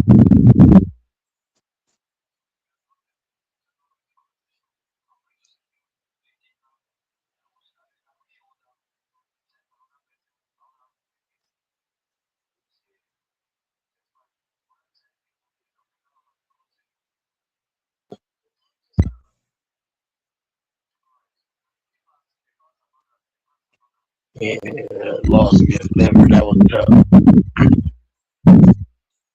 Look at that box score. Ron had 16 points, played 34 minutes, 0 for 2 from downtown. He shoots 73s, 5 rebounds, 8 assists, 1 turnover. Good game. He ain't scored enough, though. He ain't shoot it enough. Should have shot it at least a few more times. Or drove it at least. Ayton was 0 for 1. He played 5 minutes. They've been having a problem with Ayton, man. That was a problem that game. Ayton.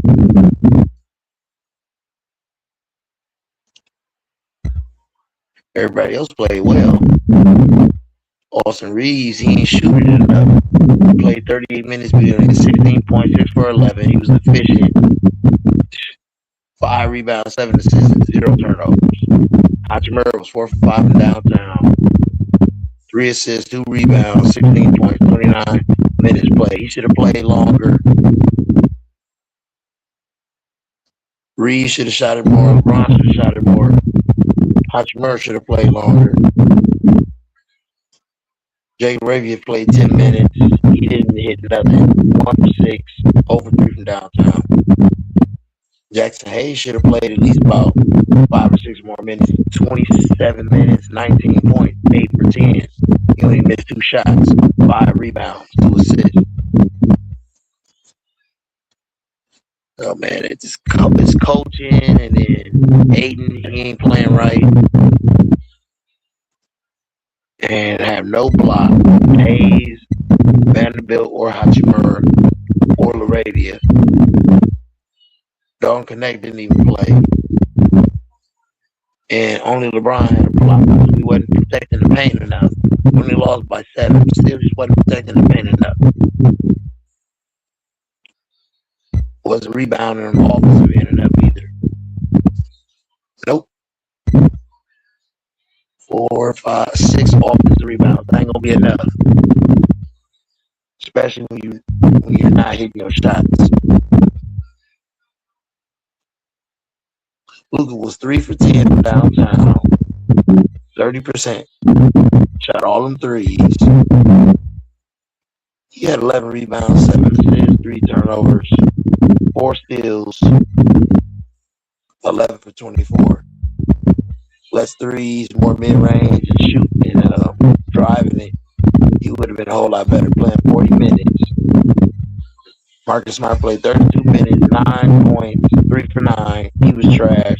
3 for 6 from downtown. He's 50%. That's all right, but he only had 2 assists and 4 turnovers. 1 rebound, 1 steal. That ain't gonna cut it. Too much. You got more turnovers than you do assists. That ain't gonna cut it. And Ayton ain't a playmaker. He had no rebound. He had 2 rebounds, 0 assists, 0 steals, 0 blocks. We ain't had no paint protection, and nobody really scoring like that in the paint. It's not gonna work. Got to get a better big. Got to play better defense, especially in that paint. Rotating that paint. If guys gonna get beat on the perimeter, you got to rotate to that paint and make them earn it or draw the foul. Whatever you do, what you do, draw the charge or make them earn it and send them to the line. Gotta get physical because the Spurs, they physical. Thunder, they physical. And the way they foul, Blue Dort and all them dudes on the Thunder, Castle, all them dudes, Luka gonna be having technicals thrown out the game, whining, he gotta get it together.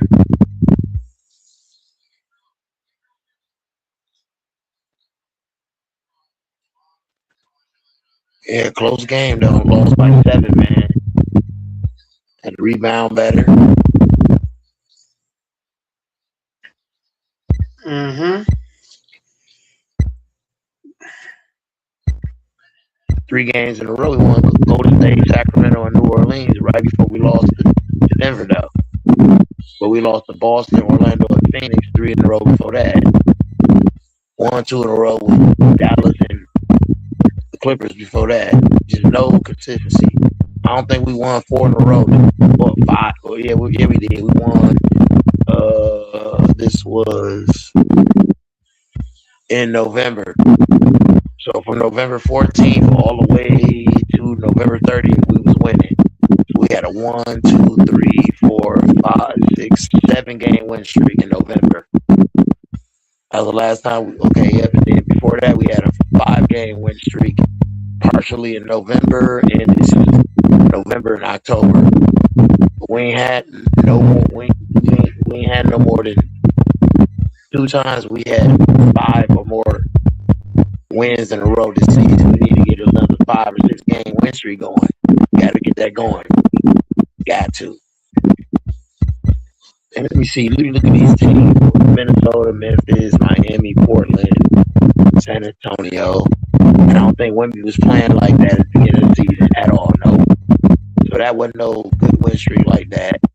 And then the big win streak, that was 7 games. New Orleans, Milwaukee, Utah, Clippers, Dallas, New Orleans. That ain't impressive. Oh boy. We have not had a 4 or 5 game win streak against 500 teams yet this season.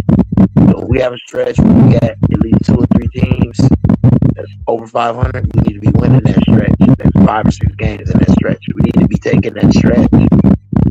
But I don't know if JJ Redick and the people that's over here is looking at this stuff. But if I'm a coaching staff, I'll be looking at this stuff, stressing this to the players, trying to make something happen.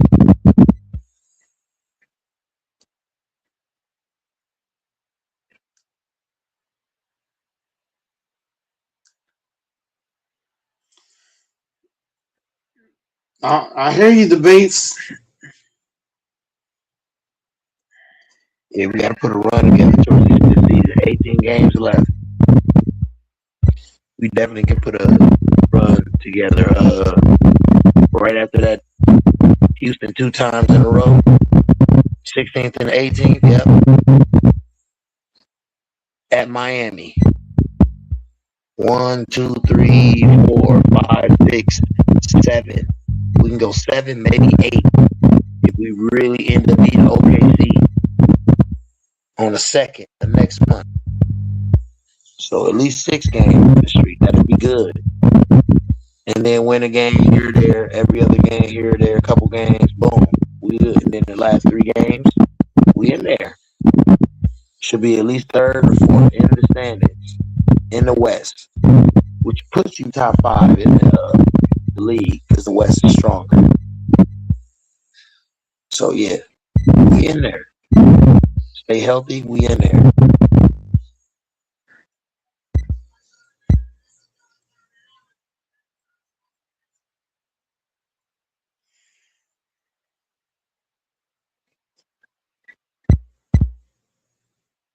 Got to do something with DeAndre Ayton, though. He's a problem. He don't want to do right. Don't want to play defense. Don't want to rebound. Say he ain't Clint Capella, but Clint Capella's way better than he ever was at his peak. We would be killing if we had a Clint Capella, prime Clint Capella. So he got to go. Bad decision. Tried to bring him over here, think it was going to inspire him. It didn't. He got to go. Gas to go. They keep him, they stupid.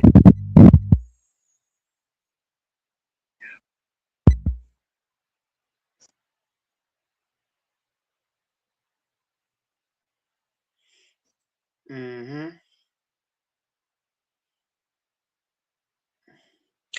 Man, we ain't been playing Dog Connect like that.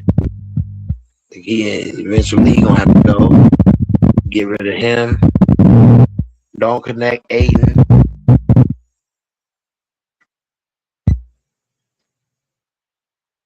And Connect gonna be happy when he get away from the Lakers. Yep, Dalton Connect, DeAndre Ayton, and Jared Vanderbilt. Package them guys up and get a big, a good defensive big that run the floor, catch easy lobs, play defense.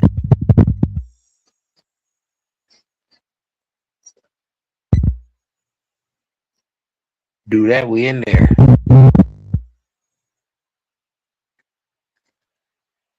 Need to get a wing, a 3-and-D wing, like Trey Murphy III or Jones, the other dude. Yeah, what his name is? Herb Jones. Both of them is good 3-and-D wings. Just play for the Pelicans. Need to go after one of them guys in the off season. And I think the Lakers will be just fine.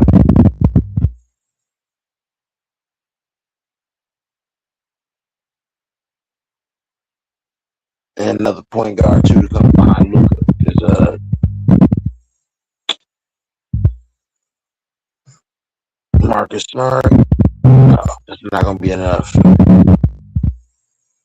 Austin Reeves, he play point guard, but he play two guards, so you need a point guard.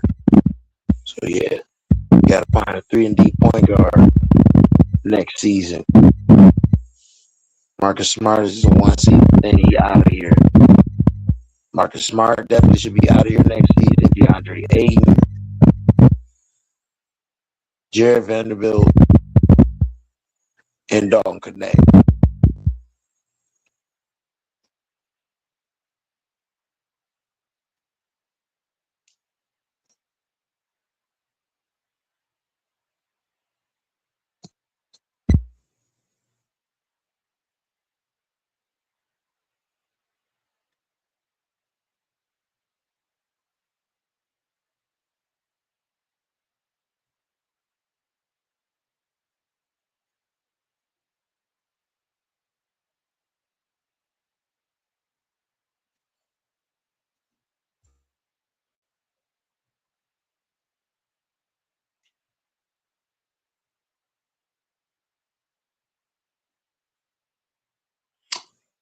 Ooh, Tremaine Edmonds was released by the Bears.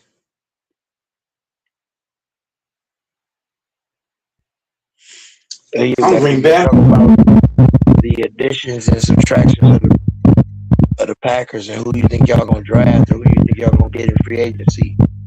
What's going on with the team? We just got a Pro Bowl linebacker in Zaire Franklin.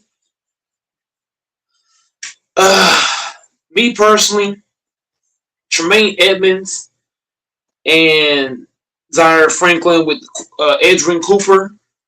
Oh my God, that'll be a nasty little tandem tree.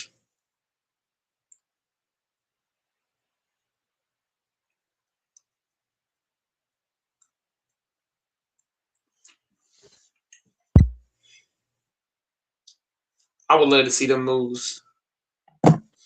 We need O-line, D-line, and corners.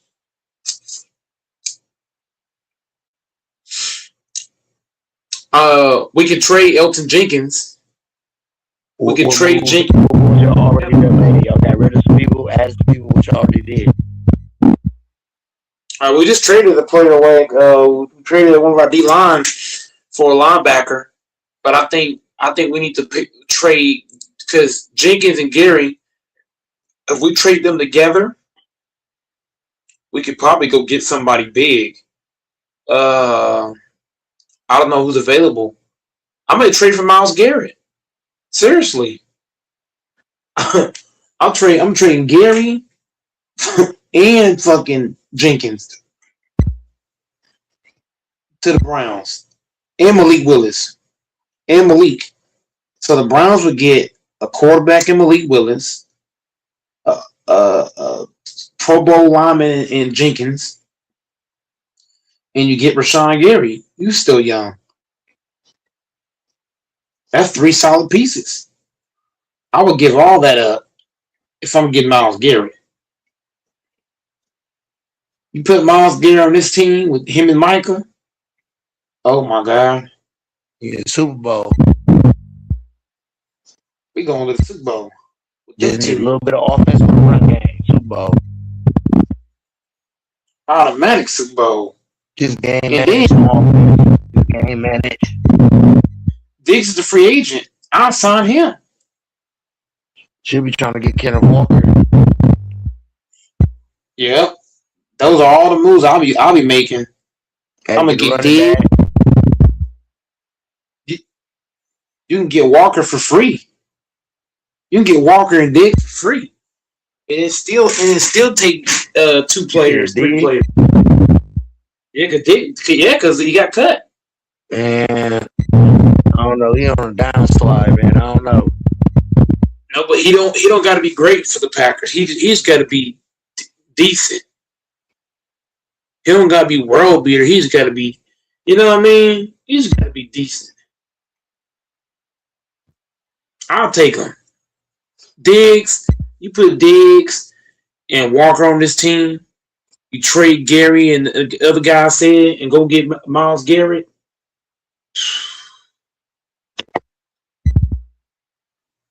I'm doing that.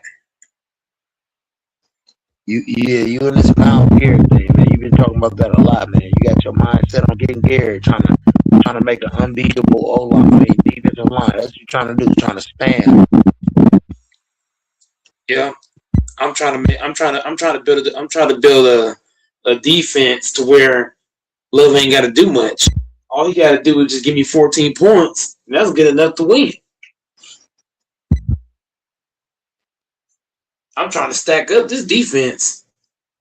I'm trying to shut people down.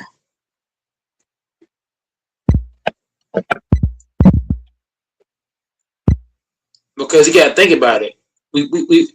We have a Pro Bowl debates. We have a Pro Bowl safety in McKinney. We got a Pro Bowl safety caliber player in Williams. We got a Pro Bowl linebacker in Franklin. A future Pro Bowler in Adrian Cooper. So your linebacker and your safety spot is elite. You follow what I'm saying? Debates. We got elite safeties and elite linebackers. We get Myles Garrett. Oh my God. Oh my God. It's a wrap. Him and Micah with our linebackers and our safeties, then all we got to do is address the corner spot. It's over. Telling you, Myles Garrett will have he would love playing in Green Bay because now who you gonna double team? You can't double team both of them. So you double team Garrett. Micah's gonna get all. Oh shit! You double team both. Then Devontae Wyatt gonna eat in the middle. So it's a lose-lose situation. That's why I said, man, if you're the Packers, man, you got to swing big, bro. I'm going after him.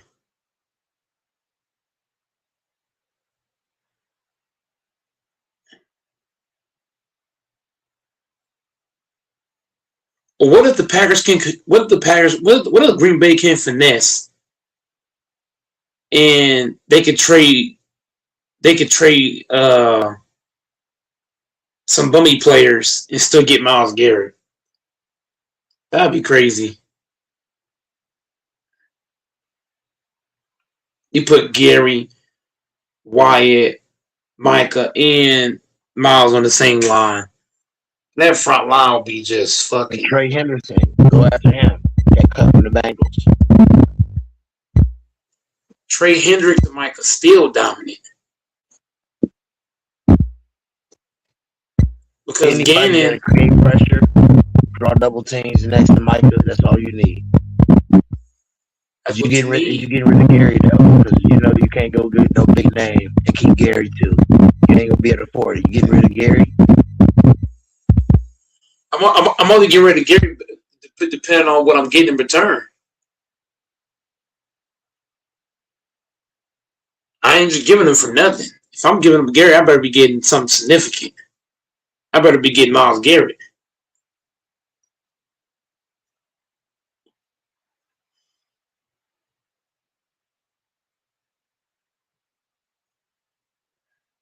That's the only way.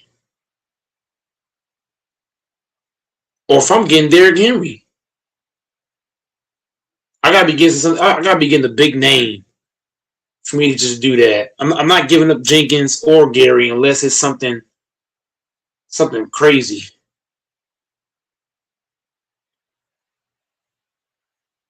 Hold on, give me a sec. I gotta check these clothes real quick. Hold up.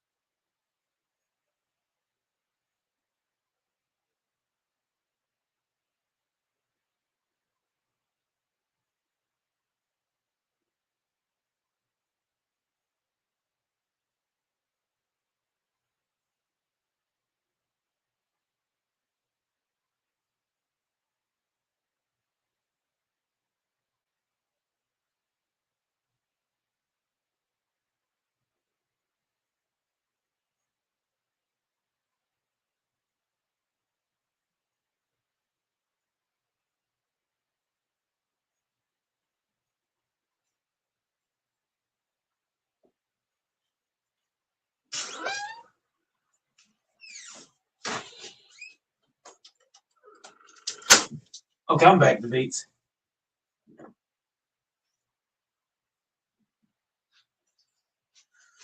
I'm back. Oh, he fell out. Chris twerking right now. So the twerk machine. Oh, the twerk machine. Nice. Come on. I think it's 4 more. Last week. 2 more. Please, 1 more. Nice. Nice. Help me. Help me. I have been doing it standing for the last month, Yeah. but it is more stable seated. Working on those things like the core, strength, the what's it called? Not supporting. Stabilizers. Thank you. Yeah. Yes, the stabilizers. So rather than pushing more weight, there's like other goals, Yeah. you know, other than that one thing. And then all you hear snap, crackle, pop. It's like, yep. You're wondering how that happened. How many reps on the shooting field? I think it's like 6. Let me double check. I actually will do more reps off for this. 6. Yeah. I mean, this is okay. You do even when you train for strength, is it like a similar technique style? Where it's kind of like controlled, eccentric, full ROM, or like, is this like base nutrition form? Is this like very solid, but like, what's that look like? I would say on like any accessory, it's usually, even if I'm like train for strength or train for whatever, it's usually similar to this. 1 rep or 2 reps, like for strength, then it won't be so tempo. This is your set, right? This is my set. This is my set. This is my life, man. This is gonna be really hard. Delta popping. Let's get after it. Nice. 2, really good. 5. Really good. That was actually not so hard. Not bad. If you want to try 1 more, we can let you, I'll let you talk because, like, you know, you shot for that. It's up to you. Not good? Let's get in the zone. Actually, on the lift up might be the hardest. Let's see. You want to help?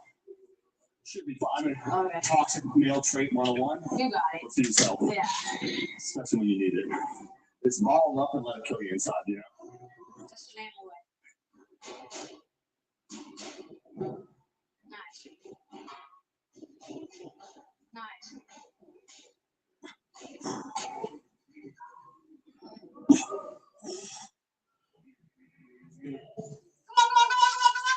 I got rusted it. Ow! He was sacrificed elbows at the last minute. Crack. As I said about the forehead vein, when that starts busting out, that blood pressure be getting good. That was incredible. We're fine. Yeah. We're fine. I feel like just so I can rest. I did this kind of like warm up.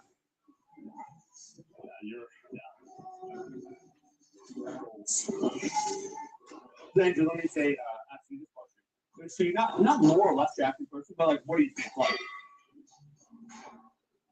I think that she looks more Jackson in person, but she's shorter in person. dang. You see, he built you up. He just built you up. Manipulation. You're manipulating me. He's manipulating that. No, just look at his outfit for a second. He's a king of Classic manipulation. manipulators, yeah. No, he's a king of manipulation. I can just tell. Yeah, I think- more stout. This is set, right? Yeah. Okay, so you do your thing. I'll do one just so we can line it up.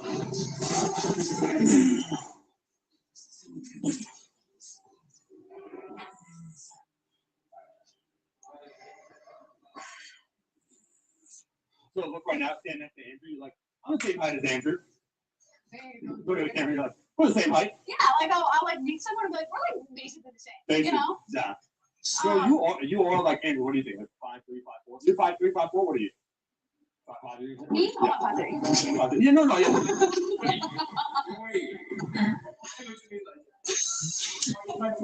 So this is basically the classic meme of the guy 5'11", the guy who's 16. Yeah. Right there. Well, you get it after. Andrew can train. Let me give him some respect. We joke, but just kicking it after. No. You go flex. Hey, go flex. Yeah. You get the respect, man. You get the respect. She's a prisoner of war. We're torturing her. She's being tortured. No. Yeah, wiggle for the chat. Twerk it, kid. Yeah. Back in prison. That's good fun. Get in there. Triceps are kind of a weird one for me because it's like gunfire going on. This is why people say they're going to war. Like you were saying with the shoulder press, but like one set to the next, it's impossible. Yeah. One set to the next. So Yeah. Every single weight? no, just until my working weight, but Nice. just like feel the motion. Yeah. I only do like 8-5.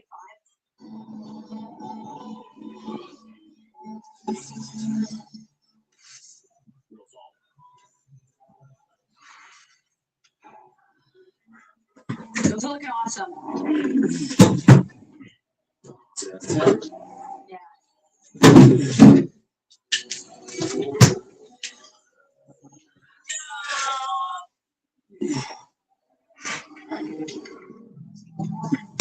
Nice. I earn the respect, Patricia.